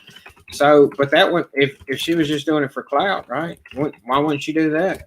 Why wouldn't she cover the Jake Paul fight, which is one of the biggest things going on, around the world? Kylie being pregnant. Yeah, Kylie being pregnant. Well, and that's the thing is I just choose to cover things that I'm actually interested in. So like there's things that's happening big that I don't cover because it's something I'm not interested in. The Jake Paul thing, I'm not interested in that. But, I never really talked about the H3 podcast and the Trisha Paytas thing, even though I did watch them. I didn't really talk about it. You were going to make a whole thing about But then that. When Trisha, for the last time, she up and left, I was so upset about what happened and the things that she said. And this was like the third time she'd done that. So I was like, you know what? I'm making a video. And I just felt led to. And I didn't even know if my audience was going to be receptive to it. I didn't know, I was thinking two ways. Okay, my audience, I know they like certain things. So this may be one of those videos that kind of flops. Or this may be something that pulls in new people that likes it. There was a lot going on, and a lot of people were doing videos about it. So I thought it could go either way.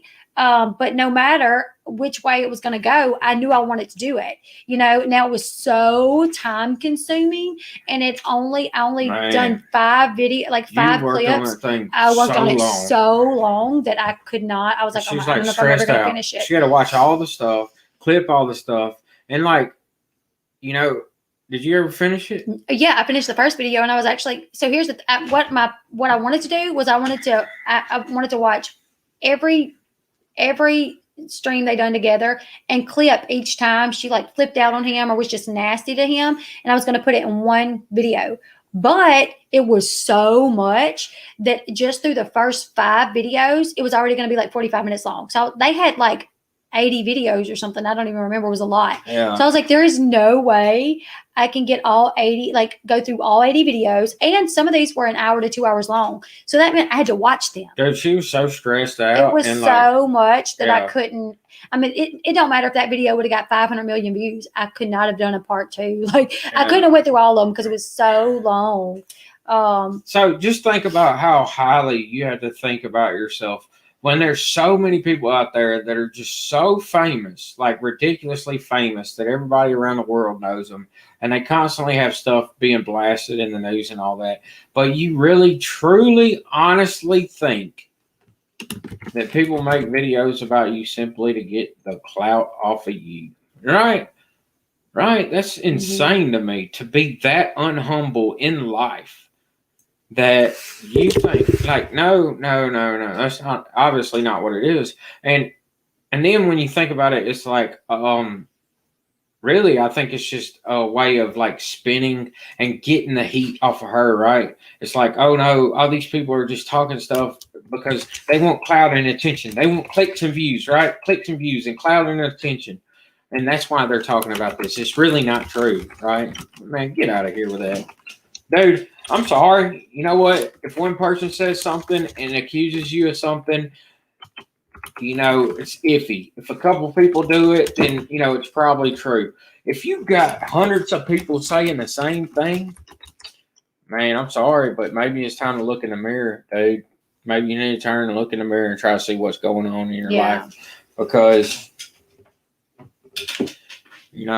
I don't know. Well, my thing is like, because a lot of her people, like, will say things to me like that, like, oh, you're just trying to use her for clout. And I'm like, okay, so is she trying to use James Charles for clout when she's talking about him? Was she using Tati Westbrook for clout when she was talking about Tati all the time and ended up, on the receiving end of a lawsuit? Was she using girl? Was she using Todd Chrisley for clout when she was talking about him? Is she using the Duggars for clout? So that's my thing, is like, how can you literally talk about a creator because they're covering you and claim it's for clout when you literally cover other creators? You're not anywhere. And you cover celebrities. Like, and one thing that she has said before is like, oh, I know I'm a public figure, so you open yourself up for it when you're a public figure. Okay, then accept that and move on. Just accept it and move on. That you're a public figure. You're gonna get some hate. It is what it is. But she really gets very upset anytime anybody talks about her. And it's like, I mean, apparently from what I heard, she went on about me for like 36 hours over the weekend. I don't know if that's the exact. Really? Yeah, I heard that it was a lot, that she was like tweeting about me all day for like 36 hours straight. Whatever. If she did, it is what it is. I'm glad she had the time to keep me on her mind that long, because she wasn't on mine that long. Oh, you've been on her mind for a long time. And for anybody to say that I'm using her for clout when literally I don't even think about her except that day of the week that like Todd Chrisley plays his podcast, and then I'm like, oh, we got to do a podcast tonight, like. And does she get brought up a lot when I do live streams? Pretty much every live stream, but most of the time it's not me bringing her up. Somebody will ask something, and then I feel inclined to respond. No, we really weren't even really thinking about it. I even said, I mean, we've had a lot going on. Like, we've had a hurricane going on and stuff, and we've known that she was talking smack or whatever, and like trying to spit this, trying to spin everything her way, because but she really ain't been on her mind because we just lost her dog. We got a hurricane. The kid's been out of school. I've been working on my school project. Then they had to take Eli to football practice because our kids don't play football. Yeah, we faked that. Yeah. I faked taking him to practice today. Eli to football practice today. So it's been a lot, and like we got a life. Have you been on Twitter Really? I at was all on today? Twitter Friday a little bit, and then I got on today. Oh, to- Friday. Yeah. I think it was Friday that I was on, like kind of going back and forth a little bit. And then today I got on to let people like give a little update because I've gotten a ton of messages, and I just don't want people to think I'm Yeah, not, that I'm ignoring them. So I got a ton of it. So I got on there and said, listen, this is why I haven't responded. We're okay as far as weather. We got some strong winds, rain for about an hour, not really that much. And we lost Sunny. So the weather kind of missed us, so we're good on that. But kids got school tomorrow, and I got to get up. I got to go to bed. Schoolwork. So, anyways, the plan tonight was really not to talk about her. I told my mods, I told Sean, we're not going to talk about everything that got brought up. And I said, It's probably my fault. I got riled up when that woman called us a liar over something, Well, but the thing whatever. is like people can, the fact that it was even looked at, because like I said, someone was coming at me on Twitter the other day saying, well, you're injecting yourself into Katie's lawsuit. Well, really, me calling Todd saying I'm a fan and also I've been attacked by Katie as well. Not a big deal, but it is my right. If I want to do it all day and all night, I can. If I want to reach out to Todd and be a witness for him, that's my right. It's not against the law. And Katie's attorneys, I don't know, So, I mean, should I have done it? I don't know. Maybe not. Maybe, I don't know, possibly. But the person saying this, I'm like, hold up. Well, what about the stuff that she's interjected herself in with my stuff? I'll tell you what you don't do. You don't interject yourself into a little girl's life who's claiming to be abused and saying that she was abused. You don't interject yourself in there when you have no relation to it and start calling that girl a liar, right? You don't do that. That's one thing you for sure don't do.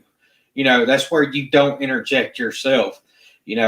Grown business is grown business. You kind of relate. I don't know. I didn't really know about you calling Ty Chrisley's show or whatever. No. It was this podcast and just left a message. But either way, I don't know, man. It's just the hypocrisy and like her coming at you about everything that you do. When it's her lawsuit, but she has no problem doing that, and that's BS, man. She's not the god of the internet. Right. She can't, control everybody. Yeah. So, anyways, the point wasn't not to talk about it, but then the Patreon being leaked got brought up, and then it kind of went into it or whatever. So, it is what it is. I can report on anything I want to report on. She can report on anything that she wants to report on. I do think some things are off limits. Just like I said on Twitter when this person said I was interjecting myself, I said, listen, me and Katie has had a beef over the years, and literally there was people that did dig up Katie's financial stuff, and there was some things there, and they contacted me and told me about it. I've never said anything to this day about it. When someone told me about Katie, being arrested for the DWI. I never said one word about it until after she had already talked about it. And then she was saying that I was on drugs. And then I brought, I said, well, when you was arrested, did you want people to just assume that you were guilty as well? Or did you want people to wait? Did you want to fight it? I was arrested, but my arrest was very false. It was not fair. That's why it was dismissed. And that's why there's a lawsuit. She also posted about, I'm not the only, something about Elle Bee's got lawsuits too, which kind of made it seem like people were suing me when that was not the case. I mean, at least right now, nobody's suing me, but I am suing the police department. So it was just kind of unfair to say it that way. Oh yes, she does got lawsuits as well. And I'm not interjecting myself into hers. Well, I don't really know how you would call the police department and tell them what, that I've talked smack on Twitter. Okay. I don't know.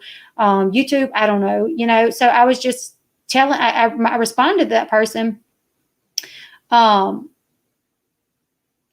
don't remember what I forgot, dang. But that person said something about interjecting myself. And I just basically said that I've never told anything privately about Katie as far as her finances or like her arrest. And the only time that I did talk about her arrest was when she had already talked about it. And then she talked about my arrest.